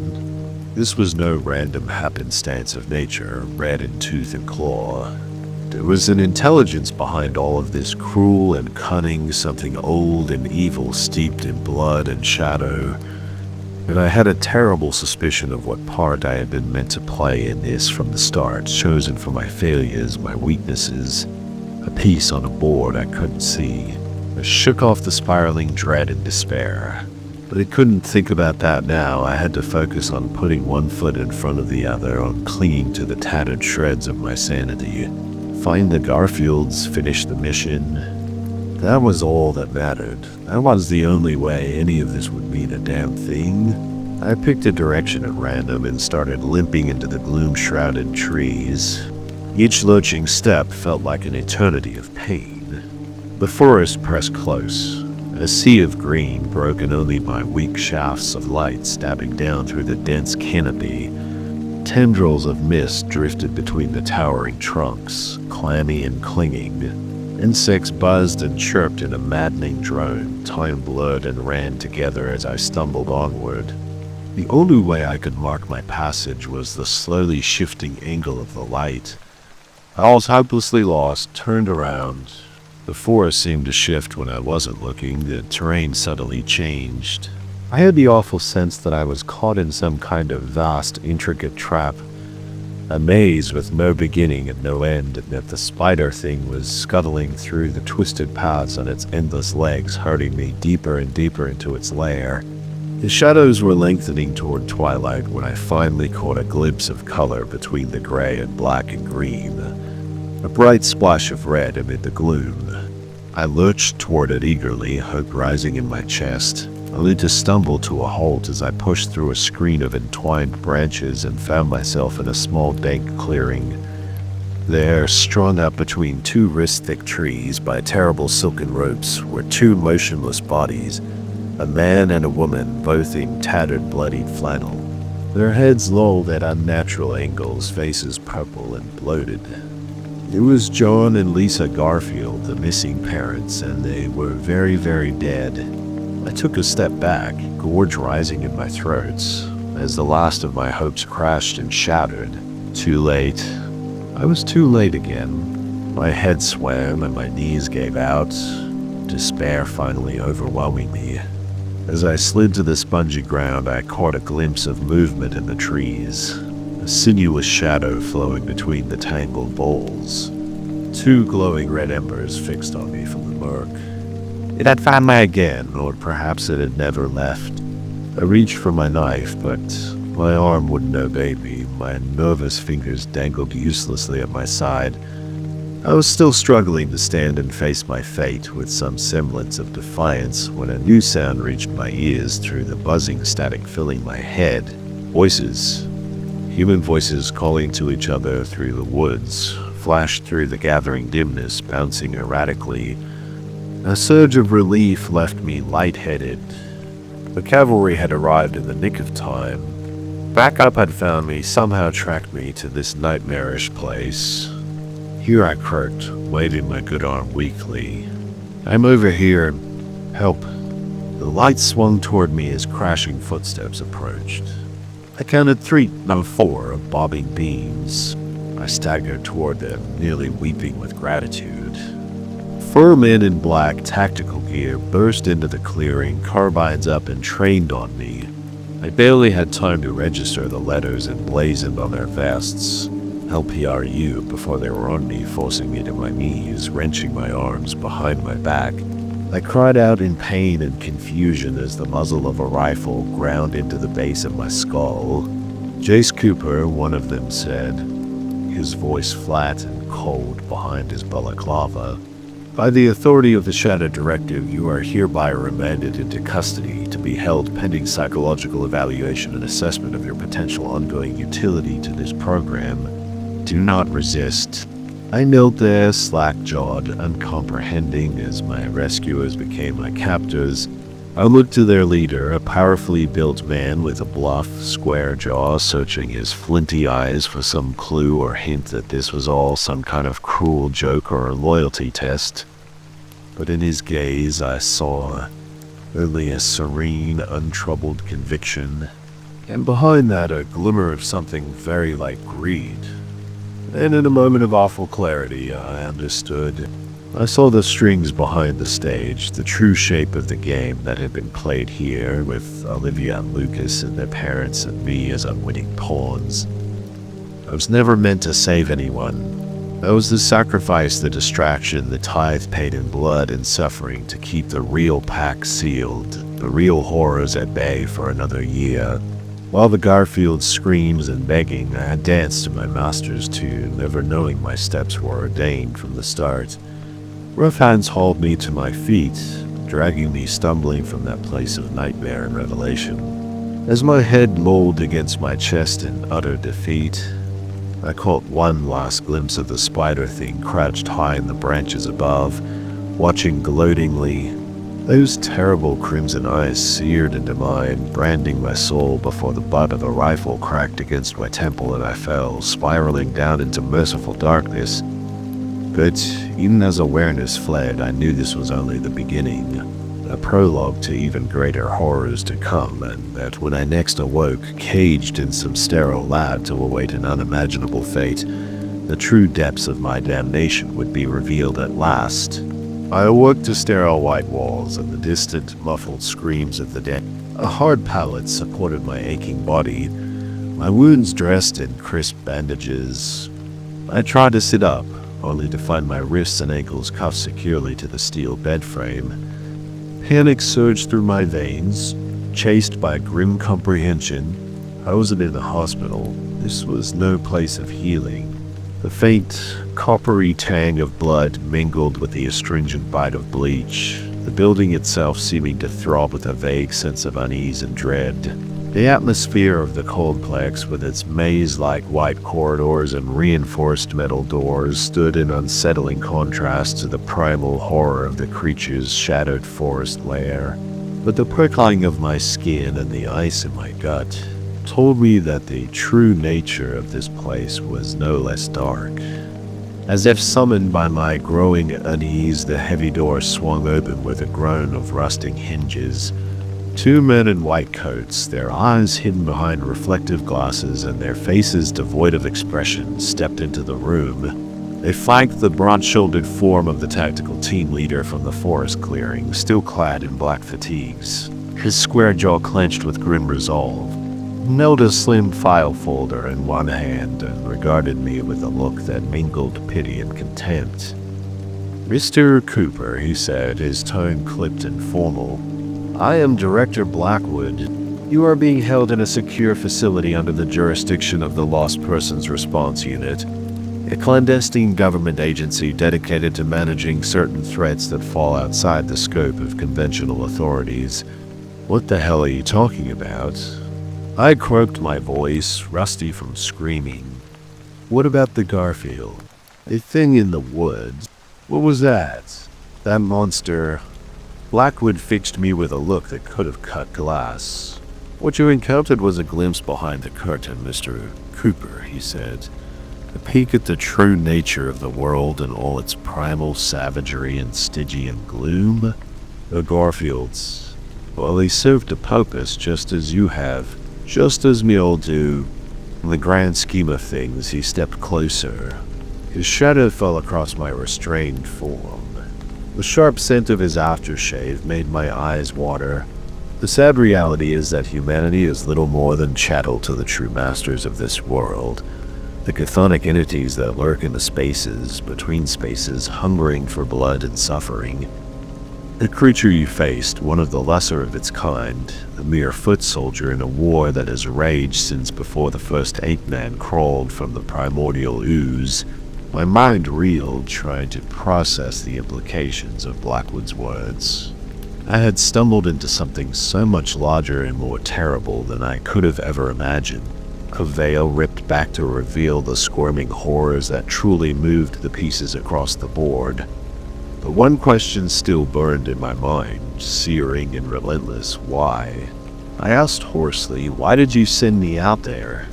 Why choose me?" Blackwood regarded me coolly for a long moment before replying. "Because you were useful, Mr. Cooper, expendable. Your psychological profile indicated a certain susceptibility, a pliability that could be leveraged. We needed a patsy, someone to serve as a distraction while the rite was completed and the compact renewed for another cycle. And you fit the bill perfectly. The guilt-ridden ex-soldier, desperate for a chance at redemption. It was almost too easy in the end. Rage rose in me like bile, hot and choking. I strained against my bonds, my wounds, screaming in protest.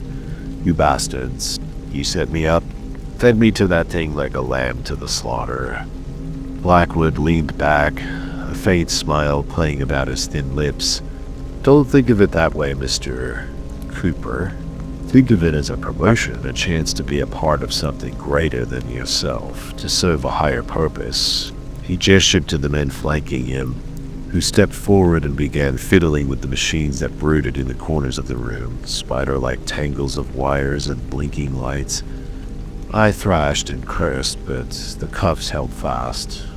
A needle slid into my arm with a cold sting, and I felt a leaden numbness begin to spread through my body. "You have been chosen," Mr. Cooper, Blackwood said, his voice seeming to come from a great distance. "Chosen to be the instrument of a power beyond your comprehension. In time, you will come to appreciate the great honor that has been bestowed upon you." Darkness rose up to swallow me, slow and inexorable. As consciousness fled, I clung to one last ember of defiance. A final spark struck from my fading humanity. They had used me, twisted me, tried to break me. But some part of me, the core of who I was, remained intact. And I swore in that moment, as the abyss took me, that no matter what they did to my mind and body, my soul would endure. I would find a way to make them pay.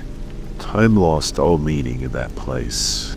Dibs bled into weeks, marked only by the endless cycle of injections, psychic probes, and esoteric rituals that sought to scour my identity clean and replace it with something cold, hollow, and utterly inhuman. They were remaking me in their image, forging me into a weapon for their inscrutable crusade. But through it all, I held fast to that single ember, that unquenchable coal of hatred and vengeance. It sustained me through their tortures, through the visions of cosmic desolation and unnameable horror that they attempted to sear into my psyche. I screamed, wept, and bled, but I did not break. In the depths of my degradation, I found a strange new strength, cold and adamantine. Bit by bit, I began to feign capitulation, mimicking the blank, hollowed-out demeanor of the other subjects who shuffled through the fluorescent-lit halls. I bided my time studying the routines of my captors, committing every detail of the labyrinthine complex to memory. And slowly, with infinite patience, I began to plot my escape. The opportunity came on a gray and determinate day as I was being transferred between levels. A momentary power outage, a flicker of darkness. It was enough, marshalling all of my pain and despair and unquenchable thirst for freedom. I broke my bonds in a single mighty heave and fell upon my captors in a silent maelstrom of desperate fury. I did not stop to think or plan or second guess. I simply moved on the long years of my military training and hard-won experience, guiding my hands and feet as I stripped the guards of their weapons and keycards. Alarms began to blare and reinforced doors slammed shut. I was a juggernaut, unstoppable. The complex became a charnel house as I blasted and bludgeoned my way to the surface, leaving a trail of broken bodies in my wake. At last I emerged, blinking into the one daylight of an overcast afternoon, sucking in great lungfuls of crisp mountain air. I had no idea where I was or what I would do next. I knew only that I was free and that long road of retribution stretched out before me. But as I staggered down the pine-shrouded slopes heading for the distant glimmer of civilization, I couldn't shake the sense that my escape had been permitted, that I was still a pawn in some greater game whose rules I could only dimly grasp. The ember inside me flared and danced, whispering its dark promises. I would find the ones who had done this to me, the ones who moved in shadow and made their pacts with nightmare, and I would make them pay. This I swore on the graves of Olivia and Lucas and all the other innocents lost to their machinations. I would have my vengeance, though it cost me everything. But first I needed to disappear, become a ghost, a rumor, a half-remembered legend whispered in the darkest corners of their black empire. I would bide my time and marshal my strength, and when the moment was right I would strike with the fury of the abyss itself. They had created a monster, now they would reap the whirlwind. And somewhere in the unplumbed depths of the forest, a scarlet-eyed spider waited patiently for its next offering. The compact endured and the game continued, inexorable and eternal. The dense pine forest stretches out endlessly before me, an undulating sea of dark green in every direction. I adjust my heavy backpack, feeling the weight of survival gear and supplies digging into my shoulders. Beads of sweat trickle down my brow, despite the chilly autumn air. Taking this job was a risk. I knew that from the start, but I was desperate. I thought back to my tiny studio apartment in Milwaukee, and a stack of unpaid bills piling up on the counter and my dwindling bank account. As a 32-year-old with a useless liberal arts degree and a mountain of student debt, good jobs were getting harder and harder to come by in this economy. When an old college buddy reached out about an opportunity to work for a secret government agency, I jumped at the chance. The pay was incredible enough to dig me out of my financial hole in a matter of months. I'd be part of a small, elite team conducting classified operations in remote wilderness areas across the country. Oregon, Pennsylvania, North Carolina, Michigan, and Wisconsin, just a few of the locations we'd be deployed to. The exact nature of the missions was unclear, but I knew there would be danger involved. Still, I craved adventure, and this was my ticket out of my dead-end life. Now, as I stand at the edge of the vast Michigan wilderness on my first assignment, I'm beginning to question if I made the right choice. The towering hardwoods and thick undergrowth feel ancient and impenetrable. An eerie stillness hangs in the crisp air. The only sound is the occasional snapping of a twig beneath my boots. My radio crackles to life, making me flinch. Team Alpha report. It's my squad leader, Travis. I met him and the two other guys on my team yesterday at a nondescript government building 200 miles from here. No last names, no details on why we were chosen for this. I pressed the button. Luke is here. Just reached the deployment point. No sign of the target. Roger that. Travis replies in a slightly distorted voice. Stay alert and watch for anything out of the ordinary. They briefed us this won't be an easy search and rescue. Lots of weird local folklore about these woods, but our orders are to locate any missing persons, secure them, and extract them back to base. Copy that, I respond, shaking my head. Travis made it sound like we'd be hunting Bigfoot or something. I chalked it up to a weak attempt at humor. A way to cut the tension we all felt going into this uncertain mission. Let's scan the tree line looking for a path forward. Everything looks the same in every direction, just miles and miles of unbroken forest. The canopy blocks out most of the weak October sun, casting everything in a diffuse twilight glow. I pull out my GPS tracker and set a waypoint, then shoulder my pack and head northwest into the waiting pines. The spongy forest floor mutes my footsteps as I walk. Occasionally, a beam of sunlight pierces the thick boughs above. I'm grateful for the extensive training I underwent before being deployed. Learning to navigate by map and compass, identify edible plants, construct shelters. Out here, cut off from the world. Those skills mean the difference between life and death. An hour passes, then two, with no signs of human activity. No paths, no campsites, no litter, not even a footprint in the black loamy soil. I'm starting to feel like I'm the last person on Earth. Suddenly a flicker of movement up ahead catches my eye. Something pale against the browns and greens of the forest. I drop into a crouch, my heart pounding, and creep cautiously forward. There, snagged on the stub of a broken branch, is a scrap of white fabric twisting lazily in the breeze. As I get closer, I make out a dark reddish-brown stain mottling one corner of the rag. Blood. Old blood. Every hair on my body stands on end. Someone was here and they met a bad end. The dread I've been pushing down all day rises up like a black wave. Just what have I gotten myself into? With a trembling hand, I lift the bloody fabric free from the tree branch. Its coarse and rumpled texture feels like linen, maybe. I hold it up looking for any other clues, but find nothing. No sign of a struggle nearby. No tracks or trail I can discern. Suppressing a shudder, I pull out a sample bag and carefully seal the scrap inside for analysis back at base. Then I press on deeper into the forest. Icy tendrils of unease gripping my spine. The sun sinks lower as I hike. Shadows lengthen across the forest floor. I catch myself jumping at every sound, the scurry of a chipmunk in the leaf litter, the papery whisper of dried leaves skittering across my path.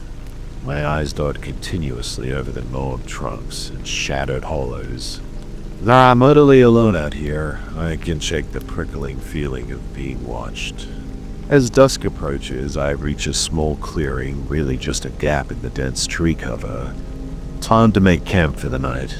I slip off my pack and pull out my gear. Soon I have a neat dome tent pitched and a small fire crackling merrily. The warmth and light lift my mood. I heat up an MRE and sit on a fallen log, savoring the mediocre chicken stew. But with the light fading fast, I feel the adrenaline wearing off, replaced by a bone-deep weariness and annoying sense of isolation.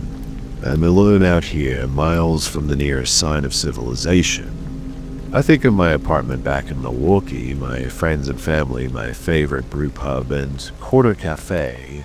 I took so much for granted. Would I ever see any of it again? The darting flames cast twisted shadows on the tree trunks encircling the clearing. In the firelight, they almost look like watching faces peering out of the darkness. I shiver and look away. By the time I crawl into my sleeping bag, I'm spent mentally and physically. Despite my exhaustion, sleep is slow to take me. Every pop of the dying fire, every rustle of branches in the night wind jolts me back to wakefulness. At some point I drift into an uneasy slumber, but dark, fragmentary dreams shake me awake over and over. I'm running, stumbling through an endless forest under an alien green moon. Grasping hands reach out from behind every tree, snatching at my clothes. A pale, eyeless face looms out of the shadows ahead.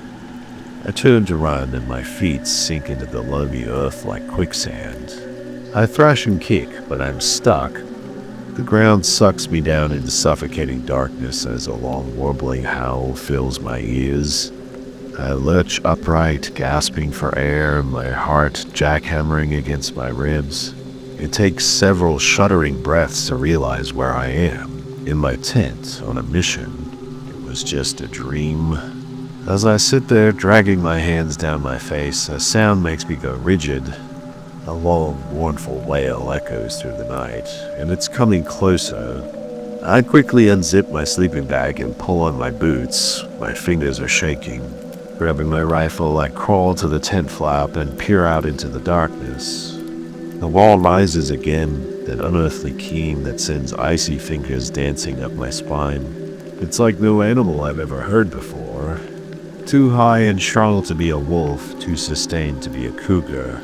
And it's getting closer by the second. I shoulder my way out of the tent, flicking on my headlamp. The beam cuts through the inky night, catching swirling motes of mist drifting between the tree trunks. I pan the light slowly across the clearing, my breath blooming before me in the chill air. The forest is utterly still, like the calm before a storm. Even the crickets have gone silent. Suddenly a sibilant whisper drifts out of the darkness behind me. "Lucas?" I whirl around, my heart racing. In my throat, the voice sounded human, but not drawn out and distorted. My headlamp reveals only the sentinel pines at the edge of the clearing, their branches swaying gently. "Who's there?" I call out, trying to keep my voice steady. "Identify yourself." A rustle of undergrowth answers me, then a low, guttural chuckle that raises every hair on my body. Something is moving, circling the clearing, just out of sight. I spin to follow the sound. My rifle raised, but the darkness is a living thing, fluid and disorienting. I key my radio with a trembling hand. "Mayday, Mayday, this is Lucas. I have an unknown contact at my position, possibly multiple buggies requesting immediate backup." Travis' voice crackles back after a few agonizing seconds. "Copy that, Lucas. I've got your coordinates locked. We're Oscar Mike, ETA 7 minutes. Can you give me a sitrep?" Before I can respond, a figure staggers out of the tree line on the far side of the clearing. I turn to face it, my rifle snapping up to high ready. It's a man. Or what's left of one. His shredded clothing hangs off an emaciated frame. Skin pale as milk shot through with black-veined corruption. Lanky, corpse-like limbs that twitch and contort at unnatural angles as he lurches forward. But it's his eyes that root me to the spot. Twin pools of solid black that glisten wetly on the beam of my headlamp. No iris, no sclera, just endless, fathomless dark. They bore into me with a cold, inhuman hunger that drains the breath from my lungs. The thing shambles closer, its movements jerky and erratic like a marionette in the hands of a drunk puppeteer. The whole moon rises in its throat, bubbling up into a deranged cackle. I tried to target center mass, but my hands are shaking too badly. It's almost on me, close enough now to see the pulsing black filth dribbling from the corner of its mouth. Suddenly a rock turns under my heel and I go down hard. The rifle slips from my grasp as the breath whooshes out of me. In an instant, the creature is on top of me, bony fingers clawing at my face, jagged teeth snapping inches from my throat. I heave with all my strength, every muscle screaming, but it's like wrestling with a feral animal. Flailing, thrashing, relentless. Rancid spittle splatters my cheeks as it lunges for my jugular. I throw an arm up just in time, jamming my elbow under its chin. As I strain to hold it at bay, its spasming limbs pin me to the forest floor. My scrabbling hand lands on a fist-sized river stone. With a wordless yell, I smash the rock into the side of the thing's skull once, twice, 3 times, until I feel bone shatter beneath my blows and it finally goes limp.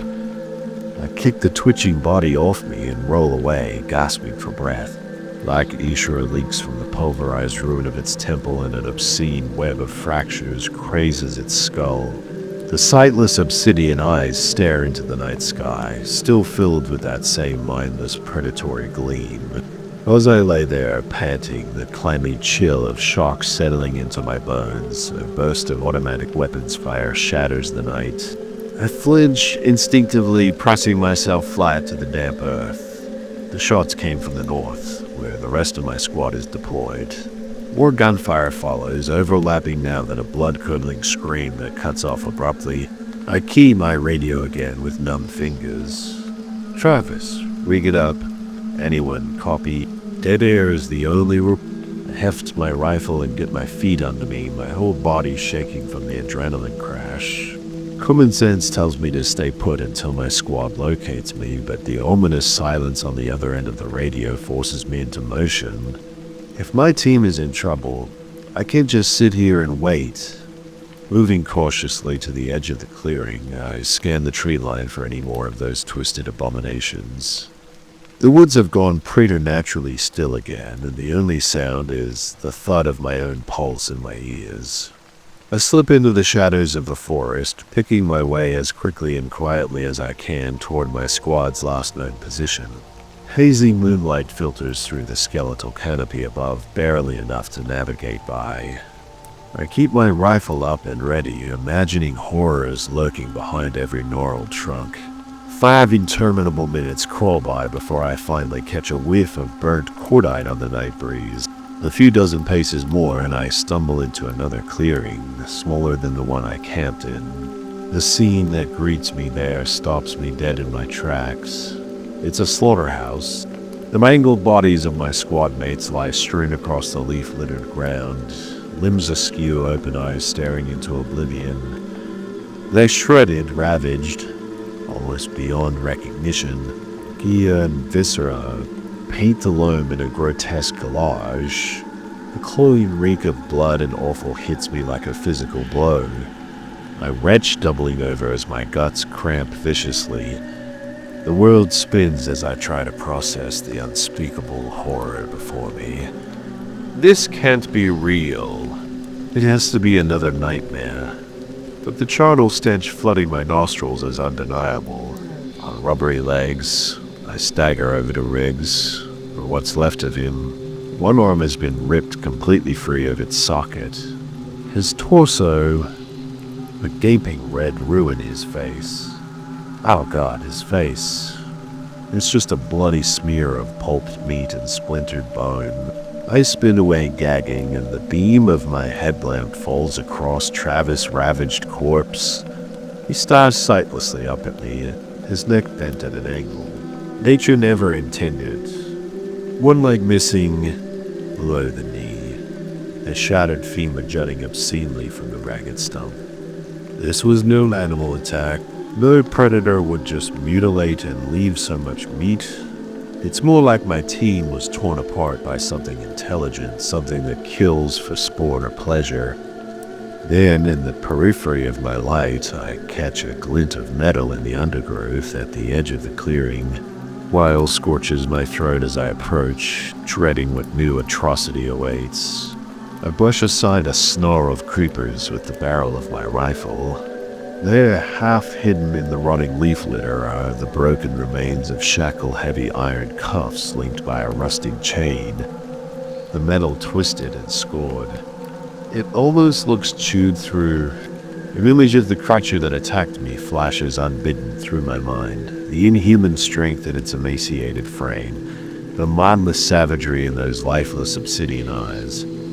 Suddenly, the dense foliage pressing in on me from all sides feels suffocating. How many more of those abominations are out there watching from the shadows?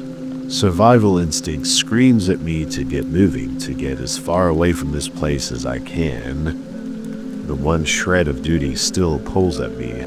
I can't leave my team like this, desecrated, abandoned. I have to bring them home, even if it's just their tags.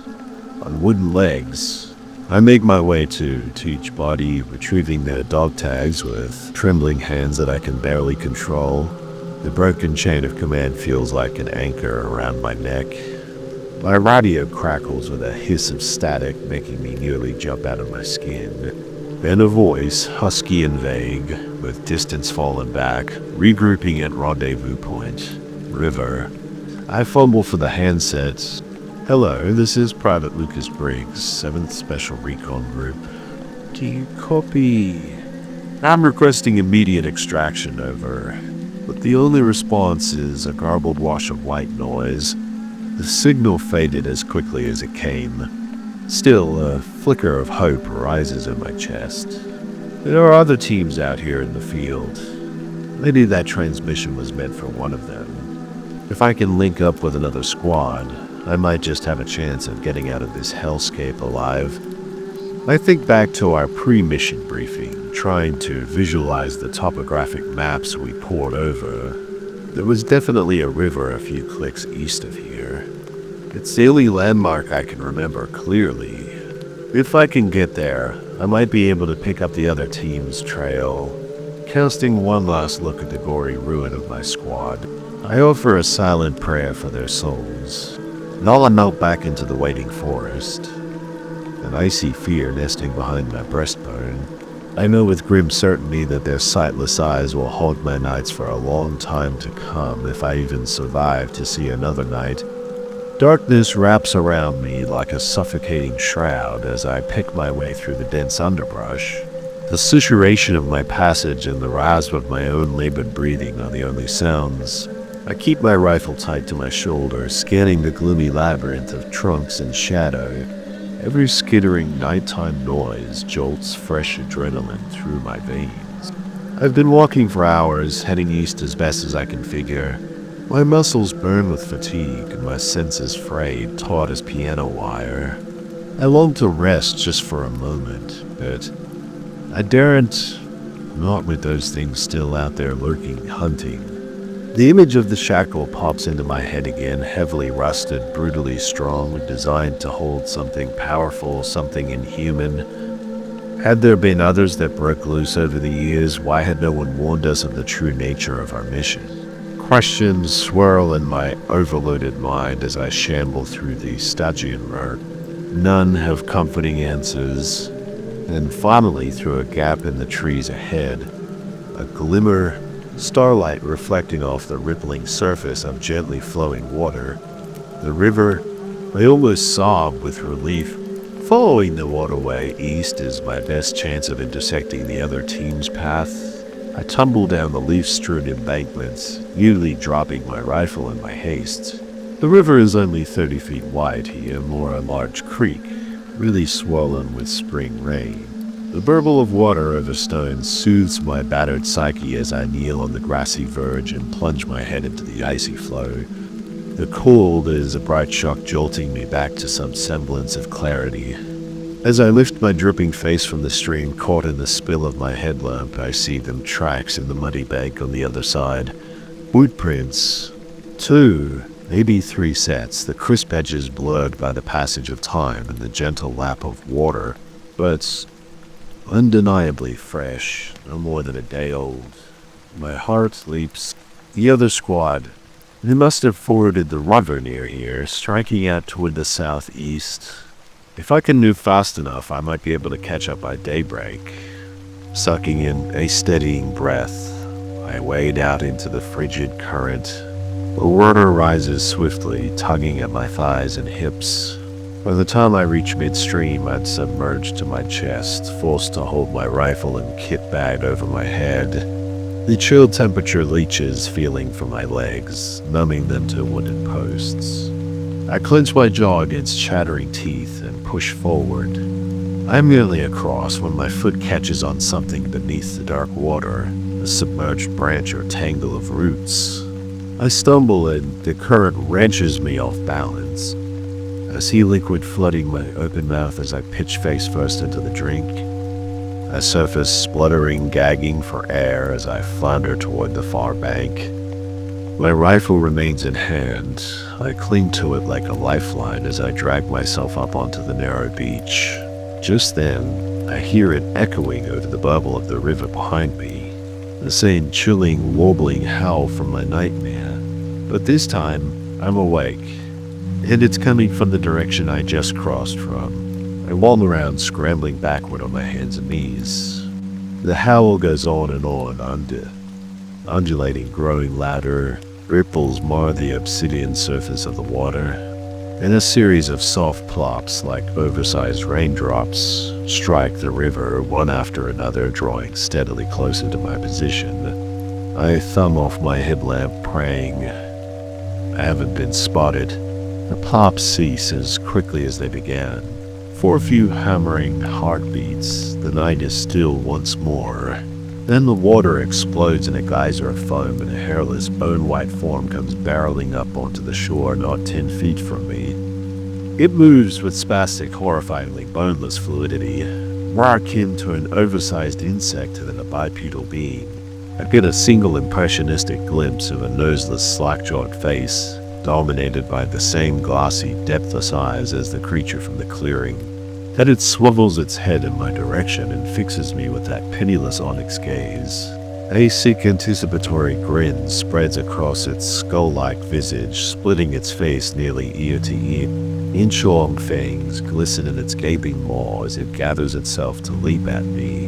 A long string of drool stretches from its chin. Pure primitive terror uncoils in my guts. I don't think I just acted. Snapping my rifle to my shoulder, I center the hooded front sight between those horrific eyes and squeeze the trigger. The muzzle flash is blinding in the up-close dark. The report slams into my eardrums like a physical blow, but I see the round strike home, punching a fist-sized hole through the monstrosity's grotesque face in an explosion of shattered teeth and gobbets of ink-like brain matter. The thing rockets backward as if hit by a freight train, its limbs pinwheel to land with a meaty thud on the muddy riverbank. I take an involuntary step forward and riddle the still-twitching corpse with the rest of my magazine, the shots booming out across the placid waters. The body continues to twitch and shudder long after I click empty Icarus, black blood pooling around its shattered ruin of a head. As the echoes of the gunfire fade, I become aware of a warmth spreading across my abdomen. I look down to find a sticky patch spreading across the shredded fabric of my fatigues. One of the thing's claws must have found its mark in that split second before I fired. I press a shaking palm against the heat and it comes away slicked and scarlet. Suddenly woozy, I slump back against the bole of a tree, legs threatening to give out. Even in the chill night air, sweat breaks out across my clammy brow. The pain hits me then, deep and vicious. I grit my teeth and click on my headlamp, angling it down to survey the damage. 4 jagged furrows score my belly just above the hip, straight through my layered clothing to the skin beneath. Blood wells steadily from the deepest of the gashes. I'm no medic, but even I can tell it's bad. With fumbling hands, I fish a pressure bandage from my first aid pouch and wad it against the wound. Sickening agony ripples through my core as I cinch the bandage tight, a gray haze crowding the edges of my vision. I sag back, fighting the urge to collapse. I can't afford to go into shock out here. Alone, miles from help or hope of rescue. As if mocking my despair, the creature's deranged cackle floats out of the forest behind me. My blood runs cold as it's answered by another. And another. All around me, the eldritch chorus rises to a mad, gibbering cacophony straight out of the depths of hell. I feel their insane hunger, their unnatural bloodlust, like a palpable force pressing in on me from all sides. There's no time to think, no time to plan. There's only the blind, screaming instinct to run, to flee. I lurch away from the tree, staggering drunkenly as my abused body protests the sudden motion. Each ragged breath sears like molten lead in my chest, the pain of my savaged abdomen flaring to new heights. But I block it out, gritting my teeth until I taste copper on my tongue and forcing my leaden legs to eat up the distance, one foot in front of the other. I cling to that single directive like a mantra as I crash through the tangled undergrowth. Behind me, the cackles pitch higher, turning to howls of frenzied excitement. They have my scent now. The hunt is on. Brambles claw at my face and arms, drawing stinging welts, but I hardly feel them.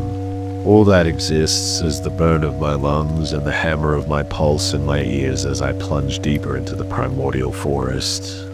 Narrowed roots rise up to snare my boots, sending me sprawling headlong into the leaf mold again and again. But each time I pick myself up and drive myself onward, the blood from my wound has soaked through the bandage, leaving a glistening trail of crimson breadcrumbs for my pursuers.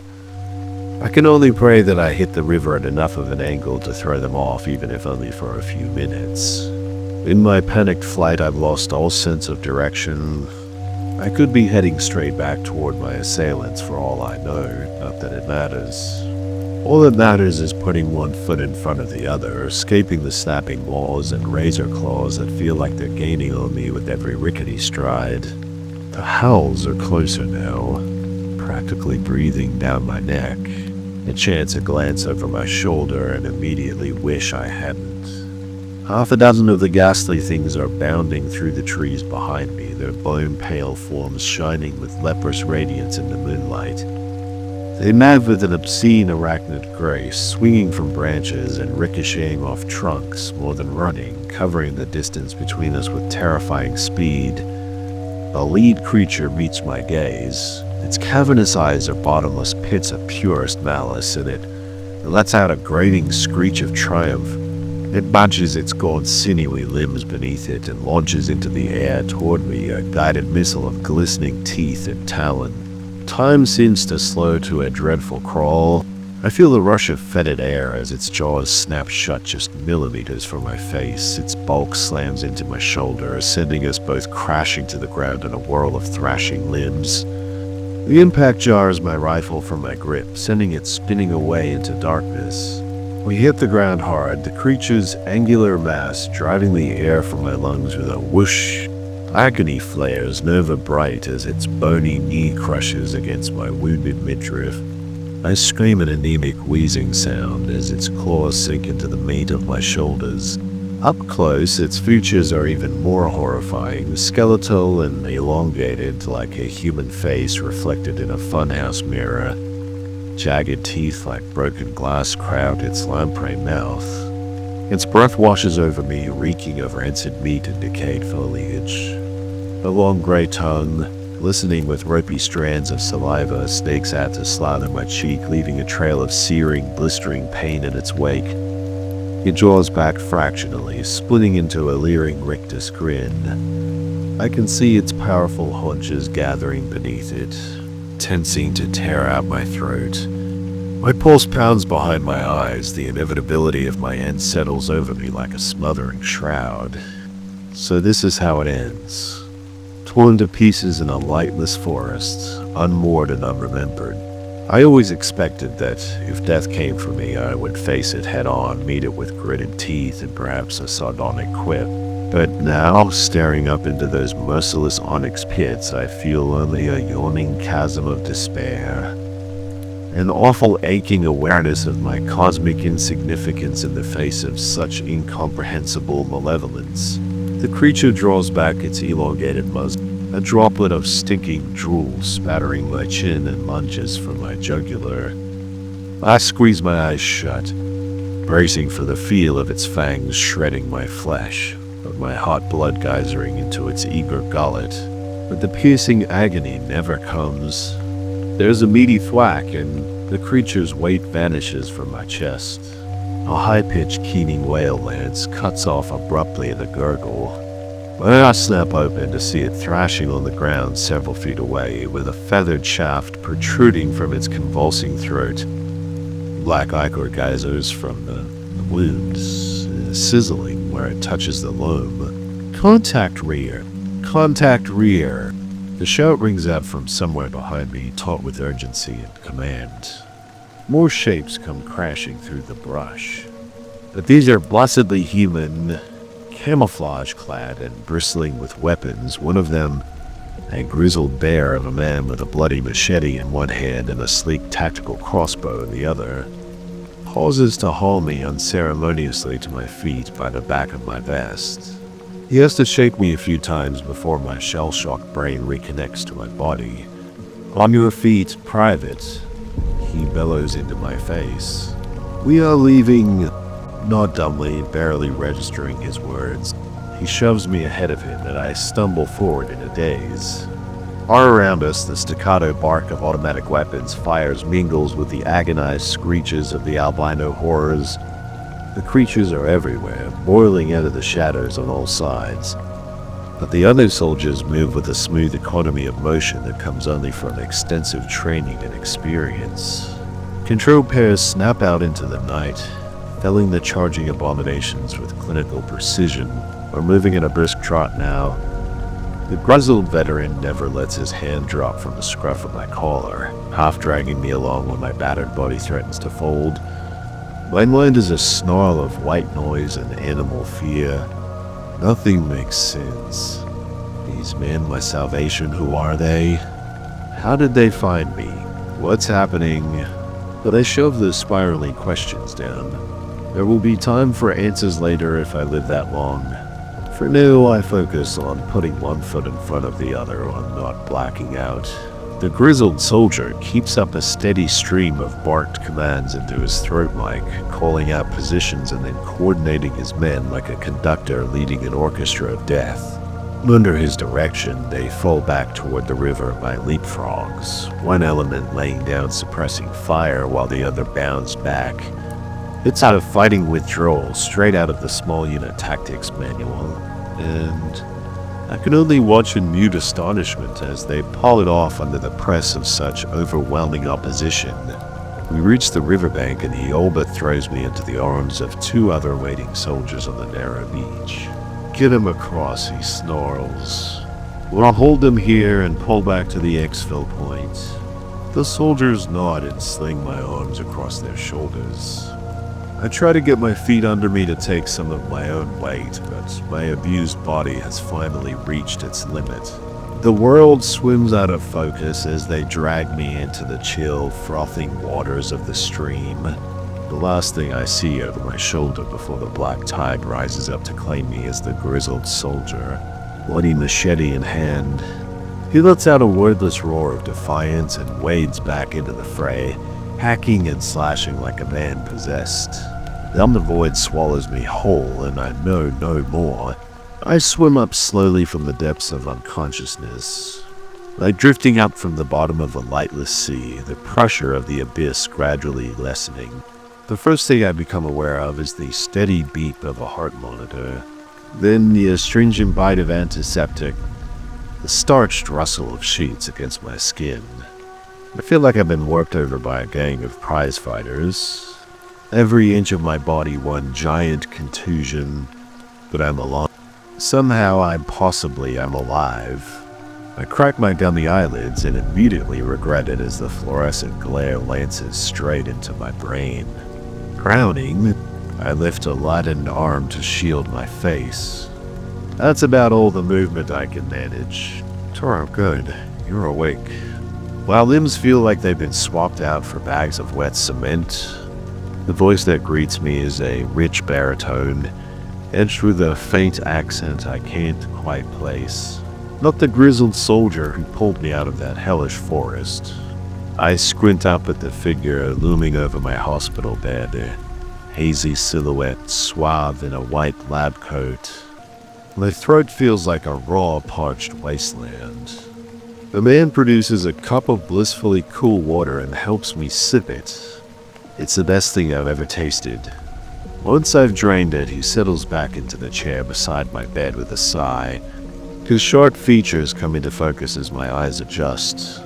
"You're in the medical wing of a secure facility," he says. Dusky skin, a strong nose, deep-set eyes, the color of old dollar bills. He has the look of a man who's seen his share of hard years. We're still trying to piece together exactly what happened out there. I was hoping you might be able to fill in some of the blanks. I bark a humorless laugh that turns into a coughing fit halfway through. That makes two of us, Doc. I went into those woods with a squad of good men, and something straight out of a nightmare butchered them like cattle, ripped them to pieces.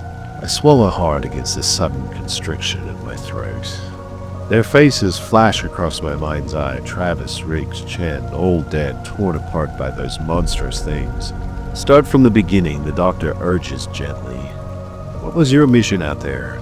I gloss over the bits about my personal struggles. They give him a severely abridged version. The contract with the nameless government agency, the remote wilderness areas we were supposed to recon, the clandestine nature of it all, my financial woes that drove me to take the job in the first place, that all seems so inconsequential now in the face of the horrors I witnessed. Looking for missing hikers, the usual stuff. We thought it was just a search and rescue walk, that's what they told us in the briefing anyway. We found these shackles, broken chains, like something had been held captive and broke loose. That these creatures, but out there I shudder, feeling a fresh sheen of sweat break out across my upper lip. I don't even know how to describe them. Bipedal, hairless, bone-white skin, obsidian eyes. I jerk my head up to stare at him, my eyes are wide. The doctor's voice is impossibly gentle, as if he's trying to soothe the startled animal. He sighs, scrubbing a hand over his careworn face. You're not the first to have an encounter with these entities, and I very much doubt you'll be the last. We've been tracking them for years, trying to understand their origins, their capabilities. Thus far, all we've managed to do is give them a name, the Hollow Ones. A chill chases down my spine at the moniker. It's disturbingly apt. Those soulless black eyes bore into me, utterly devoid of anything resembling humanity or mercy. The Hollow One. I rasp, almost dreading the answer. The doctor spreads his hands. What are they? That, I'm afraid, is a question we're still trying to answer ourselves. From what we've been able to piece together, they appear to be some sort of divergent evolution. A human offshoot that adapted to survive in the deepest, most isolated parts of the wilderness. Over time, they become something other, something that only superficially resembles their human cousins. I shake my head in mute denial. No, that can't be right. The things that butchered my team nearly ripped me limb from limb. They weren't human. They were monster, demons. You'll see some of what I'm thinking on my face, because he leans forward to rest a hand on my forearm. His fingers are startlingly cold against my fevered skin. I know it's a lot to take in, and believe me, we have far more questions than answers at this point. But one thing is certain, these creatures are a threat to anyone unfortunate enough to cross their path. That's why we've devoted ourselves to studying them, to understanding them, so that one day we might find a way to protect humanity from their predations. Protect humanity. I split, a sudden surge of rage boiling up from my gut to choke me. Where was this protection from my unit? We walked blind into that forest without the slightest inkling of the nightmares lurking in wait. My men died out there, torn to shreds, and you have the gall to speak to me of protection. I'm half shouting by the end, my heart monitor shrills a manic tempo. The doctor waits out my tirade in patient silence, his expression infuriatingly composed. When I finally run out of steam, chest heaving, he leans back in his chair with a weary exhalation. Believe me, if we had known your team was being sent into the area, we would have intervened. But your mission, your very existence, was kept from us, buried under layers of black ink and bureaucratic obfuscation. By the time we picked up your trail, it was almost too late. I digest that in silence, my fury slowly ebbing away to leave only a bone-deep exhaustion in its wake. He's right, of course. It wasn't this doctor or his people who sent us into that charnel house with no warning. That responsibility lies with whatever shadowy government cabal commissioned our mission in the first place. So what happens now? I ask finally, my voice a thready whisper. The doctor sighs again, his shoulders slumping almost imperceptibly. Here you rest recover. The Hollow Ones may have taken your team, but they didn't manage to take you. That's no small feat, soldier. You're lucky to be alive. Lucky. The word feels like ashes on my tongue. The faces of my fallen comrades flash across my mind's eye again, their sightless eyes boring into me, accusing me. I swallow hard and look away. And after that, once I'm back on my feet, the doctor hesitates, seeming to choose his words with care. That's up to you, I suppose. We could certainly use a man of your skills and experience on our task force. Help us in our efforts to unravel the secrets of the Hollow Ones, to find a way to safeguard the world against their threat. But this is not a choice to be made lightly. You've seen firsthand the horrors we're up against. Walk away now and no one would blame you. You've more than earned a quiet retirement. I barked another humorless laugh at that, my split lips stinging with the effort. Retirement. A white picket fence and a peaceful life, while the nightmares that butchered my squad still roamed free, still hunted. The mere thought fills me with a skin-crawling revulsion. No, I couldn't go back to a normal life. Not after the things I've seen, the horrors I've endured. There could be no peace for me, no quiet days, wandering away in willful ignorance. Not anymore. The Hollow Ones had seen to that. They'd ripped away the veil of my innocence, shown me the true face of the abyss lurking beneath the skin of the world. There could be no unseeing it. No going back. I eyed the doctor's gaze, my jaw clenched so hard I can feel my molars creep. I'm in whatever it takes, however long it takes, and I'll hunt down every last one of those pale bastards myself if I have to. For Travis Riggs, Chen, for everyone we've lost. This is my fight now. Something flickers behind the doctor's eyes. It might be respect, it might be pity. He nods slowly, solemnly, as if he'd expected no other answer. Very well. We'll begin your training as soon as you're back on your feet. Welcome to the task force, soldier, the doctor says with a solemn nod, as if he expected no other answer. He rises from his chair, his lab coat rustling softly. Get some rest now. You'll need your strength for what's to come.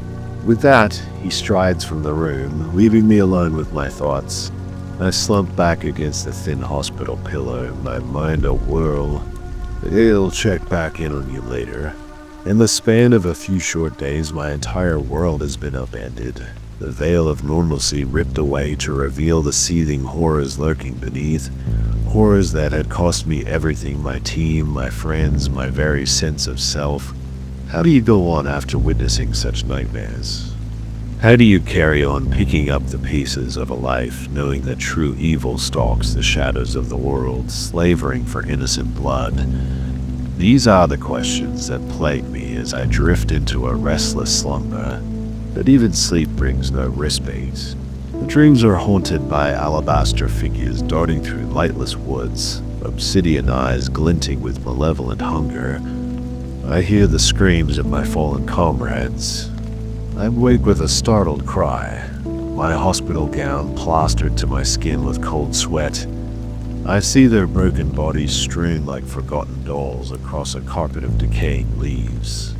For a moment I'm back in that forest, hunched and shivering in the cloying dark. But slowly the sterile contours of the hospital room resolve around me, the steady beep of the heart monitor, the hum of the fluorescent lights anchor me to reality. I'm no longer certain I want any part of it. Days drag by in a haze of pain and phantom terror, marked only by the comings and goings of nurses and doctors. The wound in my gut knit slowly, stitched together by the miracle of modern medicine and the indomitable resilience of the human body.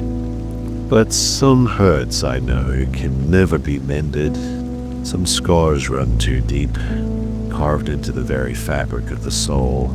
As my strength returns, so too does my resolve. I fill my waking hours with grueling physical therapy, pushing myself to the brink of collapse and beyond.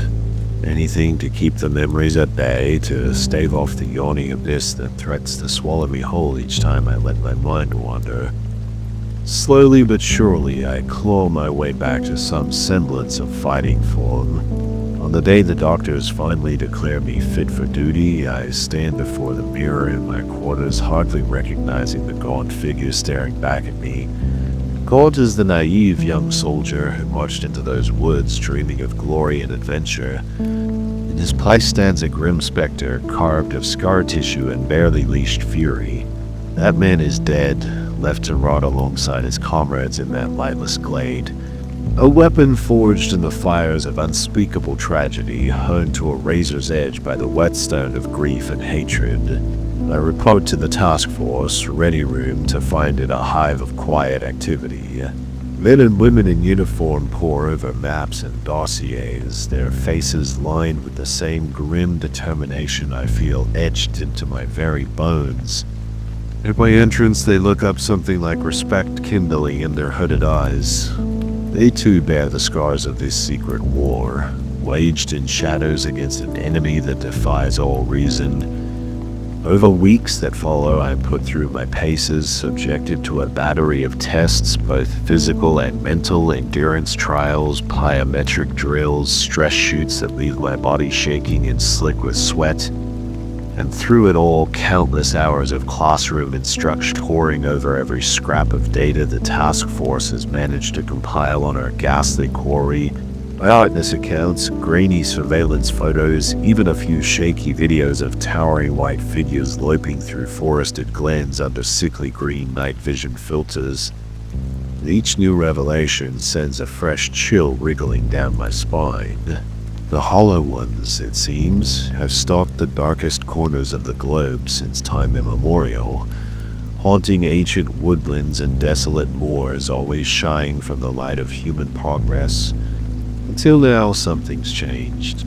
Whether emboldened by desperation or spurred to aggression by some esoteric biological imperative, these creatures have grown more brazen of late. Missing persons reports have ticked steadily upward, entire teams vanishing into the hungry dark, never to emerge. Whispered legends, once confined to the fringes of obscure subreddits and paranormal image boards, have begun to circulate in the popular consciousness. Banners of pale wraiths glimpsed at the edges of campfires, light, eerie howls that echo from lonely hilltops on moonless nights.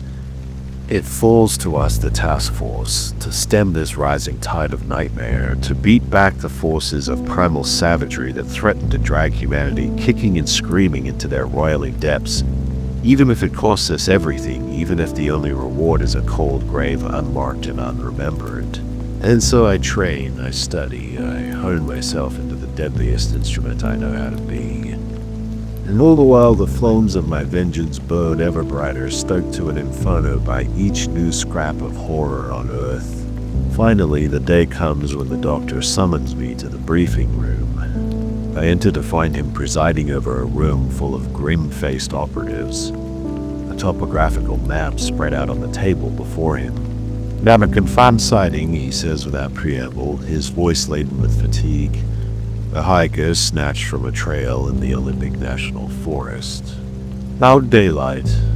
Local law enforcement cordoned off the area, but they're at a loss.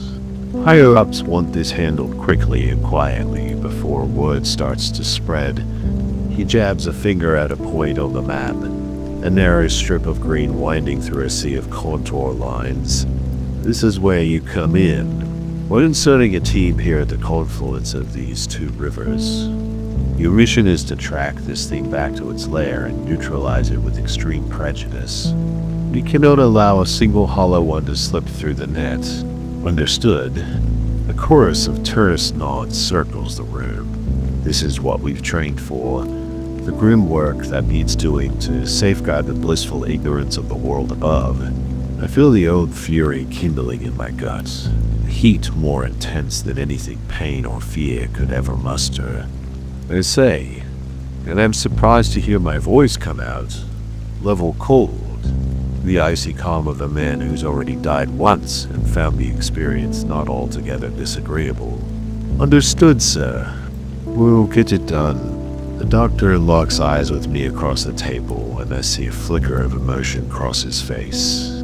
Sadness, perhaps, or grim acceptance of the toll this endless shadow war has taken on him, on me, on all of us. Sorry bastards conscripted to fight it. See that you do, is all he says. Then he leaves us to our grisly work. The insertion goes smoothly. It goes into the dripping woodlands just as dusk bruises the sky, a deep, mottled purple. The forest seems to swallow us whole, enfolding us in dank shadows that breathe with a foreboding all their own. Every shift of a fern frond, every skitter of debris in the gloom underfoot sets my nerves thrumming like high-tension wires.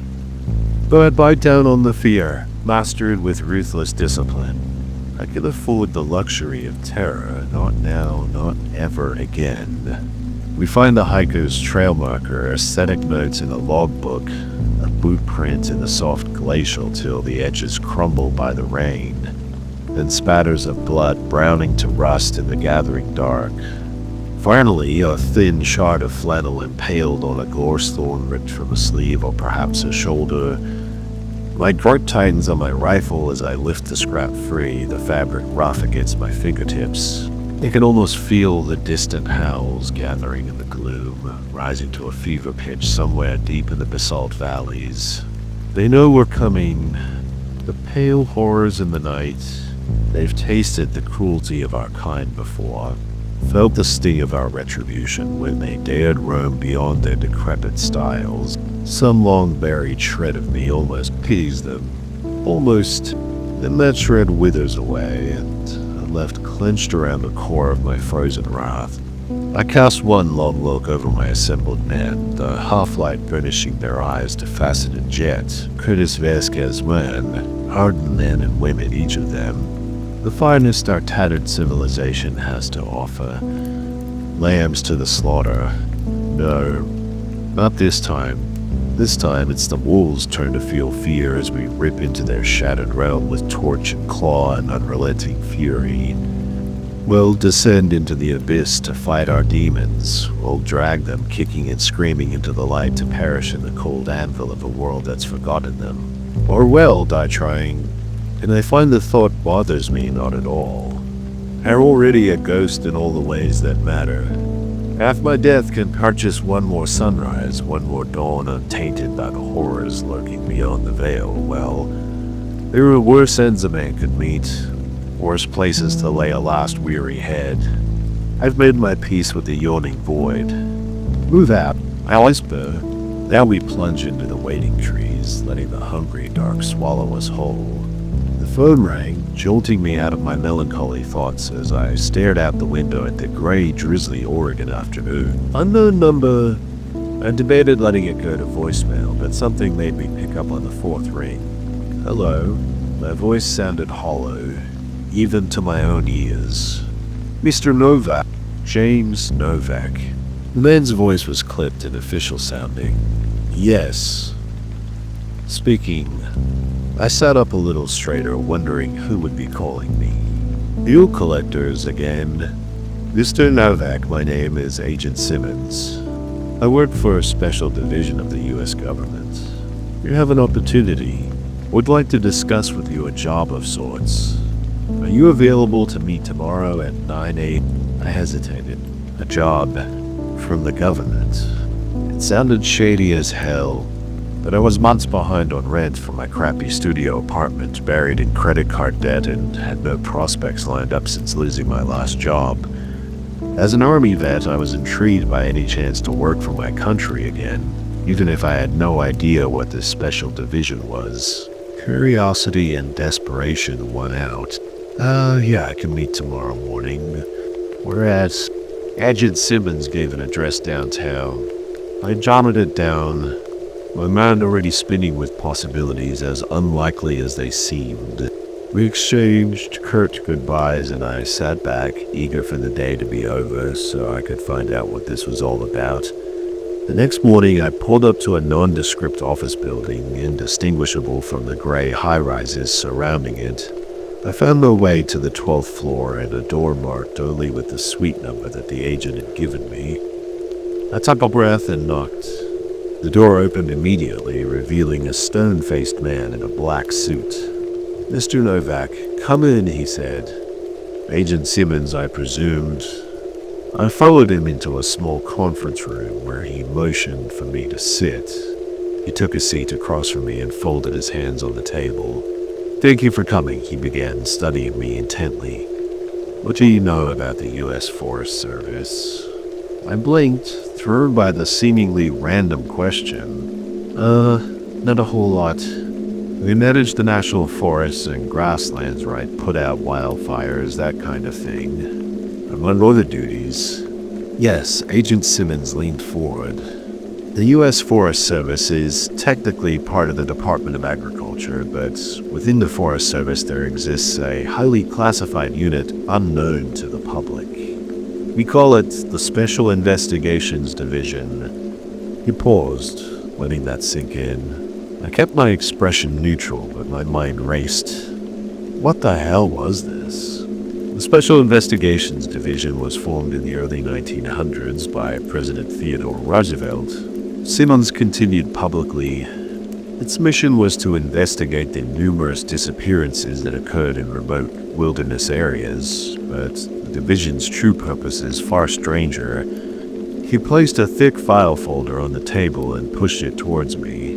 Behind the mundane facade of park rangers and smoke jumpers, there is a secret war being fought in the dark corners of our nation's forests, a war against the unnatural. The division is always looking for a few good men to aid in this fight. Men like you.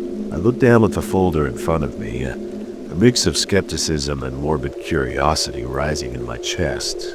I flipped it open. The first page was a grainy black and white photo of a corpse, or what was left of one. The mangled remains were barely recognizable as human. My eyes snapped back up to Agent Simmons. He smiled grimly. "Still interested in the job, Mr. Novak? Let me tell you more." Agent Simmons spent the next hour detailing the secret history and mission of the Special Investigations Division. As he spoke, I flipped through the disturbing photos and reports in the file, each more inexplicable than the last. According to Simmons, the remote wilderness areas of the United States are home to far more than just bears and bobcats. Creatures of myth and legend. Wendigos, skinwalkers hide behind and will stalk the shadows of the forests. For over a century, the division has fought to keep their existence hidden from the public, covering up animal attacks and missing persons cases that defy rational explanation. The work is dangerous, with a high mortality rate. Agents recruited from ex-military and law enforcement are sent on solo missions into active hot zones to hunt the creatures. Backup is rarely available in time. It's a lonely battle against primordial nightmares. "Why me?" I asked when Simmons finally paused for breath. "I'm just a washed-up vet with a bad back and a pile of debt. Surely you have better candidates." Simmons shook his head. "You're exactly what we look for. Military experience, single, no family ties," and he gave me a pointed look, desperate enough to take the risk for a steady government paycheck. I couldn't argue with that. The promised salary was more than I made in 3 years of my last job. The division maintains bases near hot zones around the country. Simmons went on. "If you accept the position, you'll be assigned to the base in northern Michigan on the shores of Lake Superior. After training, you'll be deployed into the surrounding wilderness to investigate any reports of unnatural activity. Michigan, I'd grown up there, spent long summer days exploring the woods as a kid. That kind of forest still seemed like a place of wonder rather than the source of my adult nightmares." I rubbed a hand over my face. "This is a lot to take in, understatement of the century. Can I have some time to think it over?" Of course. Simmons stood and offered his hand. Take until the end of the week. But understand, Mr. Novak, if you decline, you'll be required to sign a non-disclosure agreement, and we'll be watching to make sure you hold your tongue." His grip tightened, his eyes boring into mine. "The work we do depends on secrecy. Don't mistake my forthrightness for carelessness."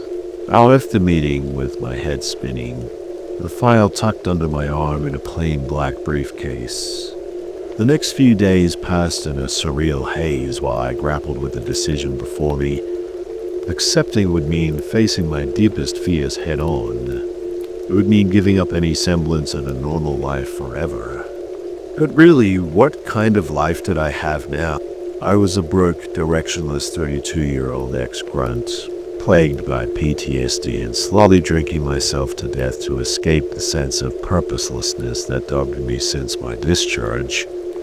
Maybe in some twisted way, this was the purpose I'd been looking for. A chance to protect people, even if they could never know it. A chance to be part of something bigger than myself again. A knock at my door startled me out of my spiraling thoughts. I opened it to find a courier who thrust a packet at me and departed without a word. Plane tickets non-stop to Marquette, Michigan, departing tomorrow morning. Just like that, the decision was made. The flight was agony. Every jolt of turbulence had me white-knuckling the armrests, visions of fiery crashes dancing behind my clenched eyelids. I could hear my old drill sergeant's voice in my head. A grown-ass man afraid of a little fly in the sky. Athletic Novak. I was more relieved than I cared to admit when we touched down safely on the rain-slicked tarmac of Sawyer International Airport. A black SUV was waiting for me, a stone-faced driver holding the sign with my name. We drove north, away from the small scattering of lakeside towns and into the dense woods of the Upper Peninsula. The old-growth forest pressed in on either side of the two-lane highway. The trees so thick they seemed to swallow the light. An hour passed, and uneasiness crept over me as signs of civilization vanished completely. Where was this base? Just when I felt ready to demand that the driver pull over and let me out, we slowed and turned off onto a narrow gravel road, dimly obscured by the encroaching underbrush. The SUV bounced and jostled over the uneven track headlights, throwing strange shadows across the tree trunks. Abruptly, we emerged into a clearing dominated by a long two-story building of dark-stained wood and rough-hewn timbers, like some oversized hunting lodge plucked from the previous century. A hand-painted wooden sign identified it as Blackwood Ranger Station, U.S. Forest Service. My driver parked and nodded for me to get out. As I reached for the door handle, he spoke for the first time. "Watch your step out there and watch your back. The things in these woods, they're like nothing you've ever seen before." "Thanks for the advice," I muttered as I hefted my duffel bag and climbed out. As soon as my feet hit the ground, the SUV roared into reverse and sped off the way we come. I watched it until the taillights vanished into the gloom. An uneasy feeling in my guts. "Mr. Novak," a voice called from the building's entrance.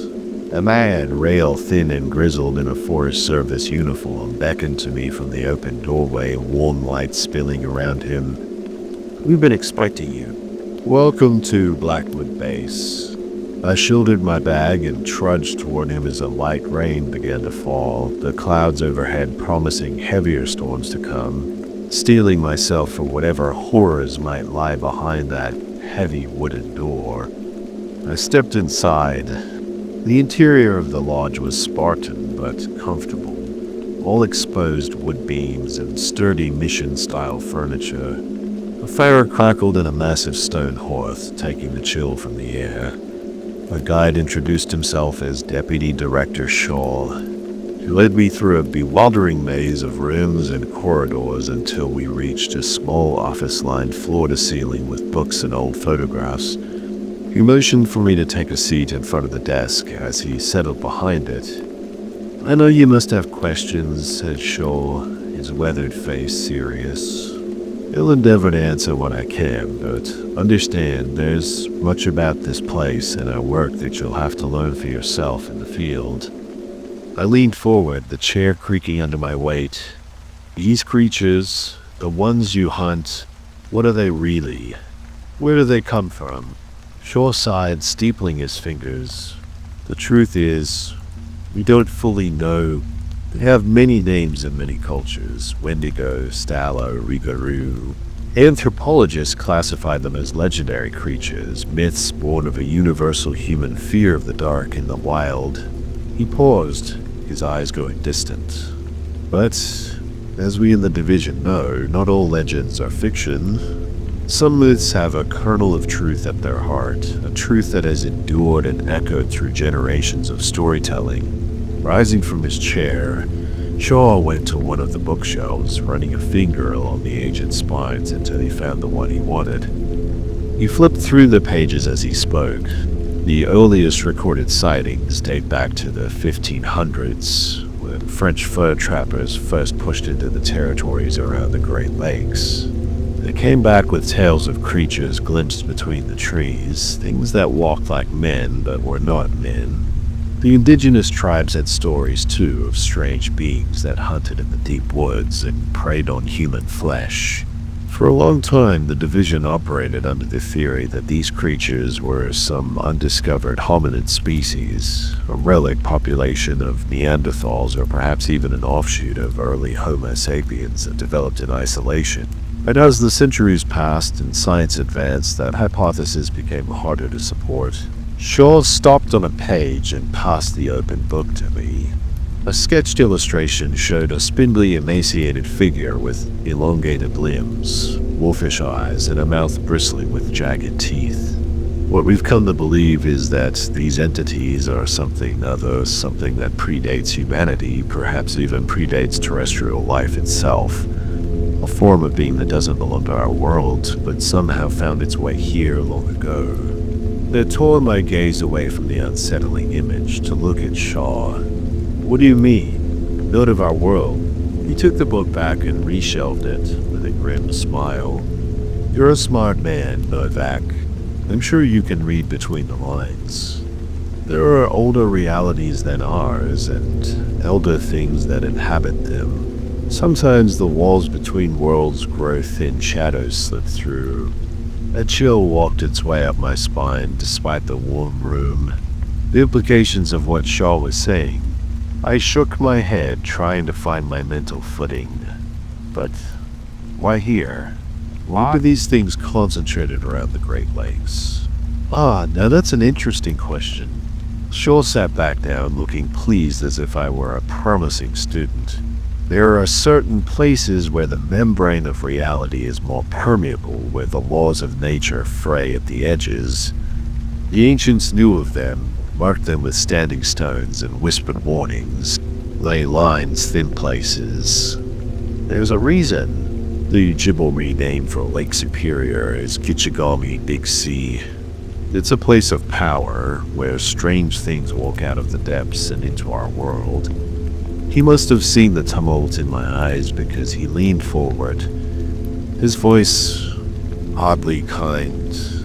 You're taking this better than most, Novak. The existence of such things is a hard truth.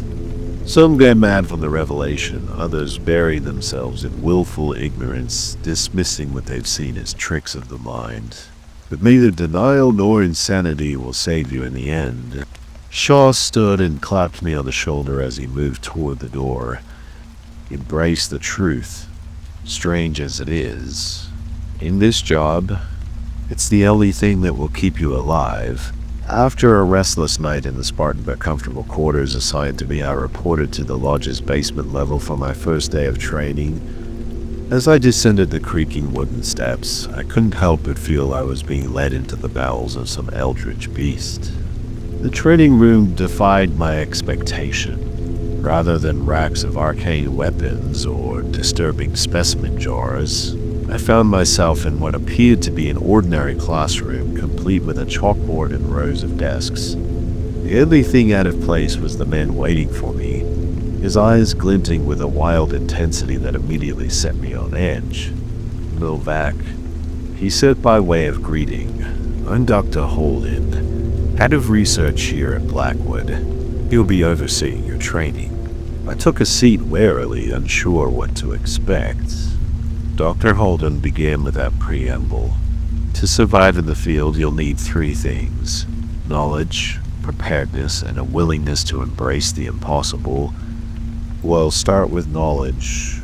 Over the next several hours, Dr. Holden delivered a crash course in cryptozoology, mythology, and paranormal phenomena. He spoke of creatures I'd only ever heard of in campfire stories: wendigos, skinwalkers, the hide behind the Jersey Devil. But the way he spoke of them, with a mix of academic rigor and grim familiarity, made it clear these were not just legends to him. Many of these beings have common traits. Dr. Holden explained, his tone that of a lecturing professor: elongated limbs, impossible thinness, speed and agility beyond the human norm. Most are carnivorous, with a marked taste for human flesh. He paused, fixing me with a piercing stare. But do not make the mistake of thinking them mere animals. There is a malevolent intelligence in their eyes, an ancient cunning. They are predators, yes, but they are also something more, something other. A chill crept up my spine at his words. I thought back to what Director Shaw had said the night before about elder things and the thinness between worlds. The pieces were starting to fit together into a picture I did not want to see. Dr. Holden must have sensed my unease. He offered a thin smile. I know how this must sound, Novak. Like something out of a penny dreadful or a dime store pulp. But I assure you, the threat we face is all too real. He went to the chalkboard and began sketching a crude map of North America. Think of our reality as a house with many rooms. Normally the doors between those rooms stay closed. But sometimes in some places the doors crack open and things slip through. Things that have no business in our ordered world.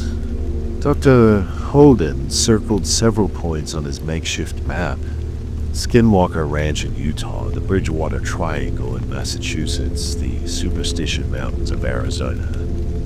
These are nexus points, places where the barriers are thin and passable. Blackwood is one such place, perhaps the most active of all. I leaned forward, trying to wrap my head around the implications. If these creatures were extra-dimensional entities, as Dr. Holden seemed to be implying, then the Division's work was far more than simple animal control. We were in essence guarding the borderlands of reality itself. As if sensing the direction of my thoughts, Dr. Holden fixed me with a somber look. This is the truth. We live with Novak. The world is wider and stranger than humanity dreams, and it's our duty to hold the line between light and dark, even if we're the only ones who know. He clapped his hands suddenly, the sound making me flinch. But don't let all this existential dread weigh you down. This is just your first day after all. We'll have plenty of time to ponder the nature of evil as we delve deeper. With a slightly meta grin, Dr. Holden launched into an overview of the Division's research into paraphysical phenomena and extra-normal biology. I did my best to follow along, though much of it flew over my head. As the hours crept by and my brain threatened to overwhelm itself, one thought crystallized in my mind with adamantine clarity. I had no idea what I'd gotten myself into, but there was no backing out now.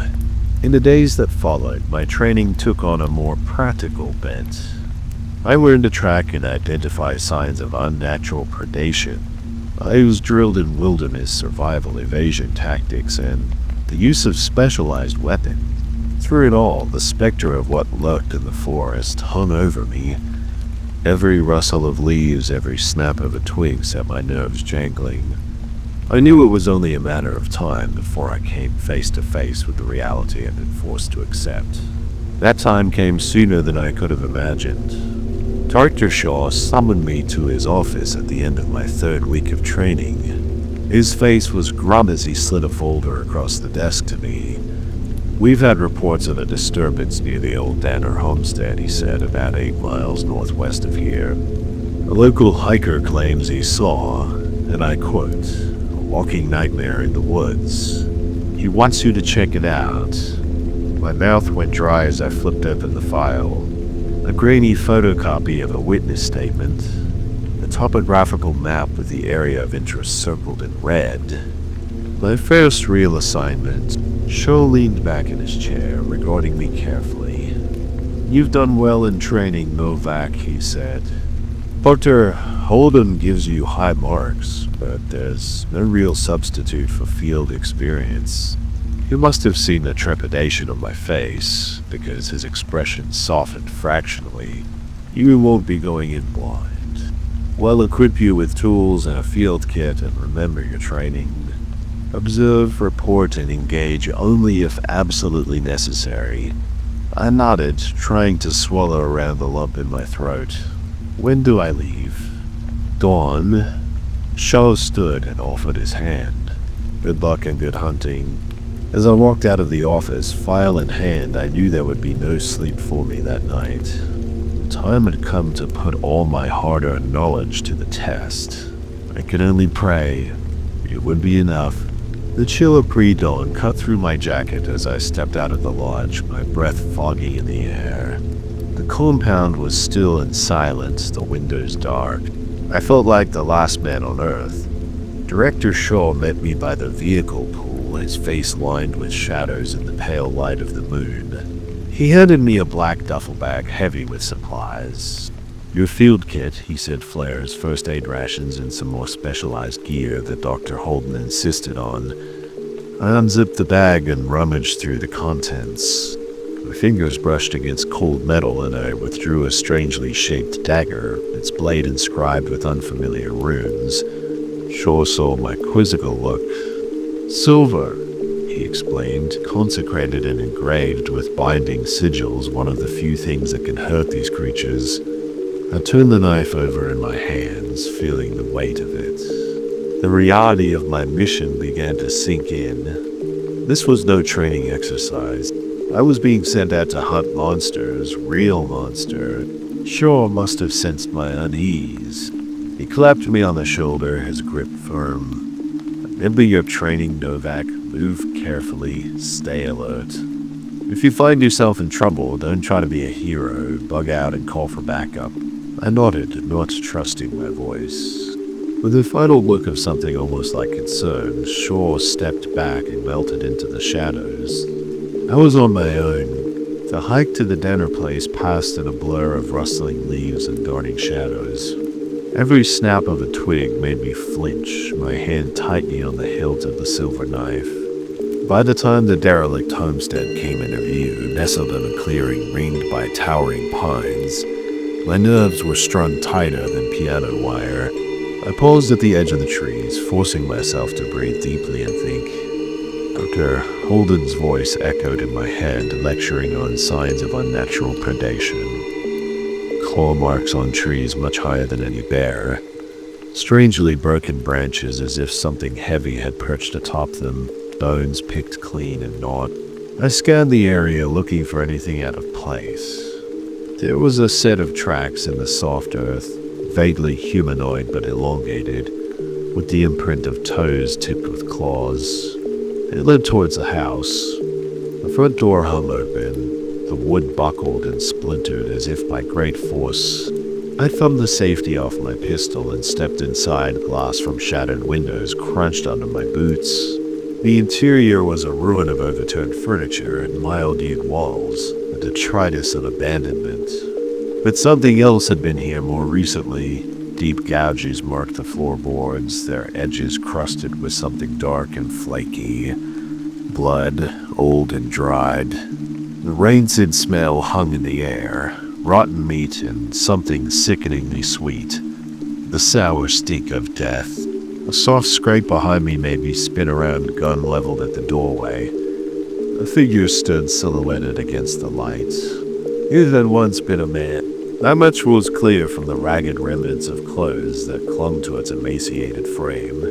But no man had ever had limbs that long, that stiff, thin, and multi-jointed. No man had ever had a face like that. All gaping maw and sunken feral eyes. the eyes of a predator, of something that should not be. The creature crouched on all fours and hissed a sound like steam escaping a ruptured pipe. Its jaw distended, revealing rows of needle teeth. Time seemed to slow. I watched as if from outside my body as my finger tightened on the trigger, the gun leaping in my hands, once, twice, 3 times. The shots echoed like thunder in the confined space. The creature jerked as the bullet struck home, like a chore sprayed the walls, but it did not fall. With a screech of rage, it launched itself at me, claws extended. I had a moment of pure visceral terror before instinct took over. I dropped to the floor and rolled, feeling the wind of the thing's passage. Claws scrambled on wood as it tried to turn, but I was already moving. The silver knife flashed in my hand as I lunged upward, burying the blade to the hilt in the creature's chest. It let out a piercing shriek, convulsing. I held on grimly, driving the knife in again and again until the shrieks faded to gurgles and it finally blessedly went still. I collapsed back against the wall, my breath coming in ragged gasps. The thing sprawled on the floor, black blood pooling around it. As I watched, the body began to dissolve. In moments it had crumbled into a mound of greasy ash. The knife slipped from my nervous fingers. I wanted to laugh or maybe scream. I had seen the face of the enemy and lived, but this was only the beginning. I knew the creatures of shadow would not be defeated so easily. Outside, the woods seemed to breathe around me, full of watchful eyes and lurking threats. I gathered the shreds of my courage and stepped out to meet them. The hunt was on. That trek back to base passed in a daze, my mind reeling with the magnitude of what I just experienced. I faced the impossible and triumphed. If only just.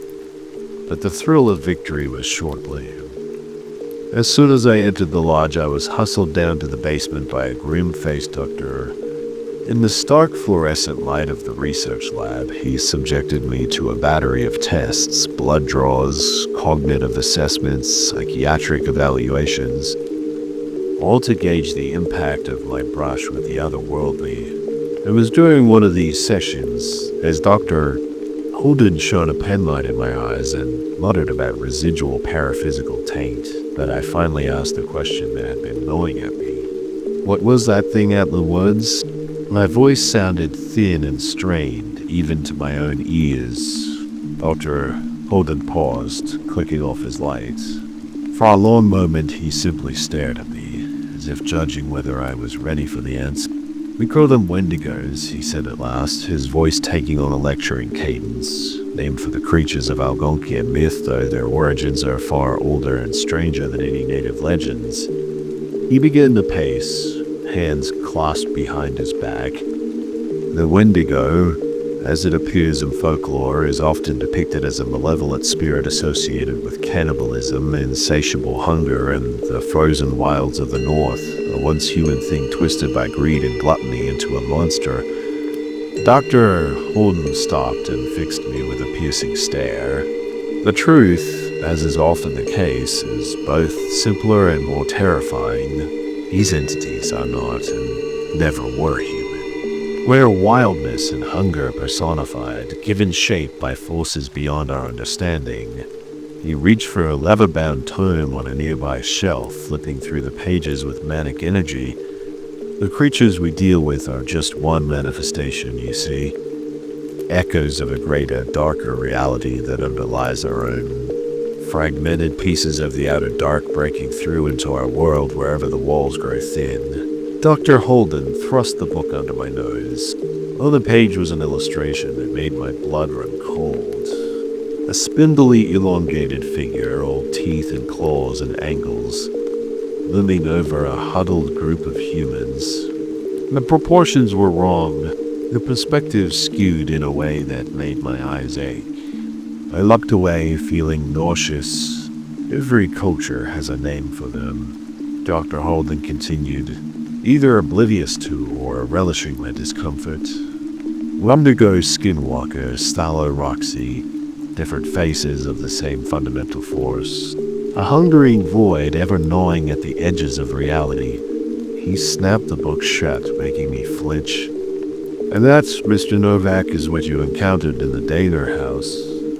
A foot soldier of the abyss, a hound of Tendalos, the lowest of the low in the hierarchy of horrors.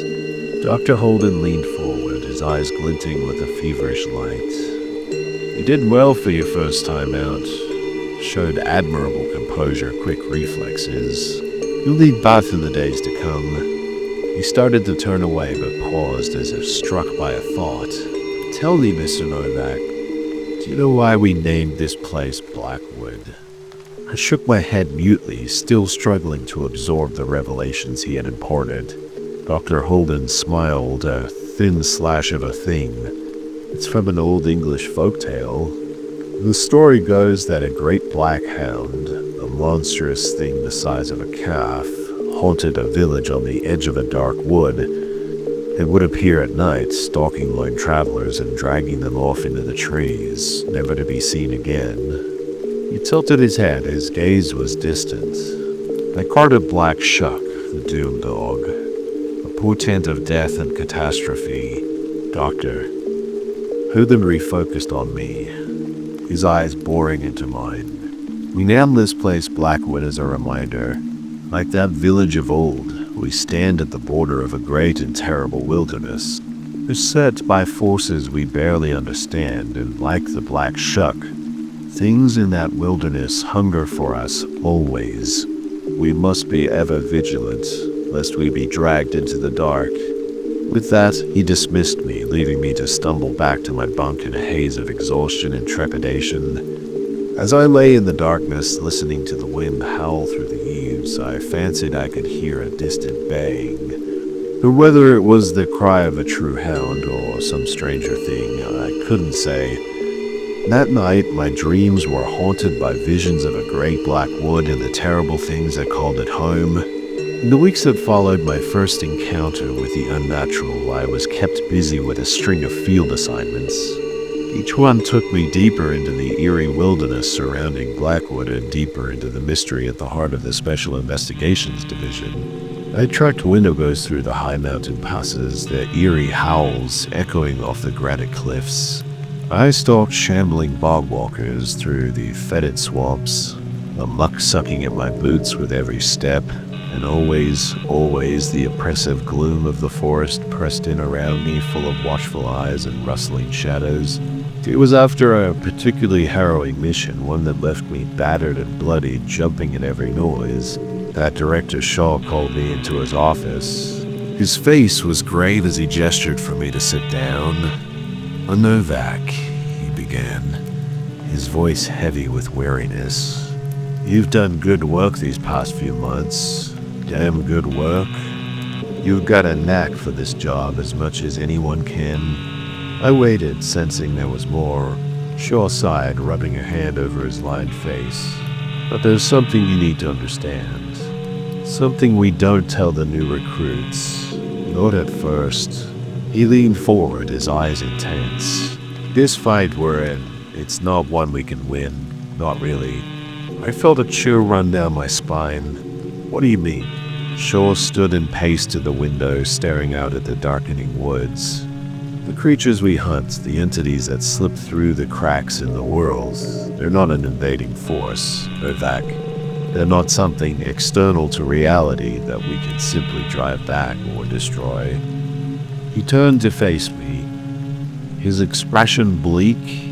They're a part of the fabric of existence itself, as much a part of the natural order as death or entropy or the passing of time. We can fight them, contain them, but we can never truly defeat them. But I struggled to wrap my head around what he was saying. It went against everything I'd been taught, everything I'd experienced. But we kill them. I've killed them. Doesn't that count for something? Shaw smiled sadly. We just call their numbers. Yes, we think they're heard, so to speak. But for everyone, we put down a dozen more, and they slink out of the shadows to take their place. It's a holding action. Novak, a rearguard defense against the inevitable. He must have seen the despair welling up in my eyes because he crossed the room and gripped my shoulder, his calloused hand firm and steadying. I'm not telling you this to dishearten you, son. I'm telling you because you need to understand the stakes, the true stakes. Charles' gaze bored into mine, willing me to comprehend. We do this job not because we hope to win, but because someone has to, because the alternative is unthinkable. If we don't stand against the darkness, even in a doomed last stand, then it will swallow the world unopposed. He released me and stepped back. His posture was straight and proud, despite the weight of his words. We are the watchers on the walls, Novak, the first and last line of defense for a world that will never know our names. It's a thankless job, a hopeless one, but by God, it's a noble one. I left Shaw's office that night with a heavy heart, but a renewed sense of purpose. I understood now the grim fatalism that underlay the division's work, the gallows humor and thousand-yard stares of the veteran agents. We were holding back the tide with sandcastles, standing against the abyss with cardboard shields, but we were standing nonetheless. In the months and years that followed, I threw myself into the job with a fervor born of desperation. I became one of the division's top field agents, racking up an impressive tally of exterminated horrors. But for every abomination I put in the ground, I knew 100 more lurked in the shadows waiting for their chance. It was a war of attrition, and one we were slowly losing. The ranks of the division grew thinner with every passing year, good men and women falling to fang and claw in eldritch forces beyond human comprehension. But still, we fought on, a dwindling band of brothers holding the line against the dark. I look back now on my life as I pen these words in the flickering candlelight of a lonely cabin high in the hills. I'm tired and the only one left of the once proud Blackwood detachment. The shadows grow longer with each passing day, the nights colder and more watchful. I know my time is short, but I do not despair even at the end. I have done my duty, held my post for as long as I was able. I have stood against the darkness and spat in its eye, and that is enough. It will have to be enough.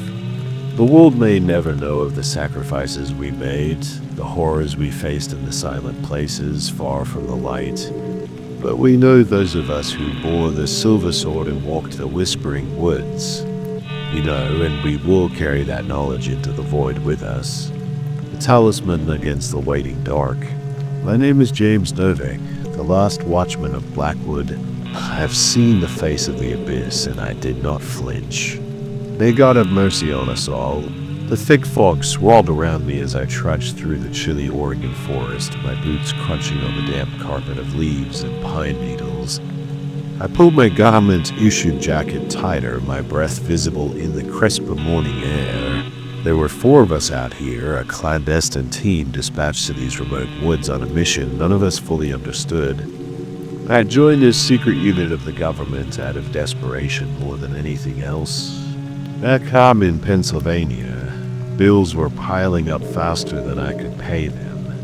When stun-faced suits showed up at my door with an offer to put my Army Ranger skills to use for my country again, the promise of a steady paycheck was too much to refuse even if the assignment was shrouded in secrecy.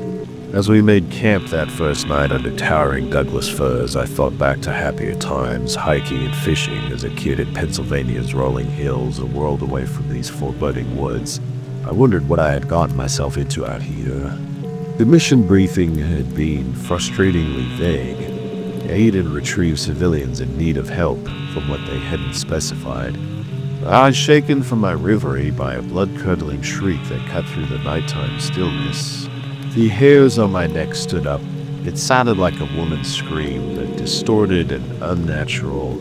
My squad mates and I shared uneasy glances. We knew all too well that we weren't alone out here. A week passed with no sign of the civilians we were supposed to locate. The oppressive forest felt more ominous with each passing day. Strange sounds echoed among the trees at night, guttural whispers, ethereal wails, and the snapping of twigs under mysterious feet. I couldn't shake the unnerving sensation that we were being stalked by something.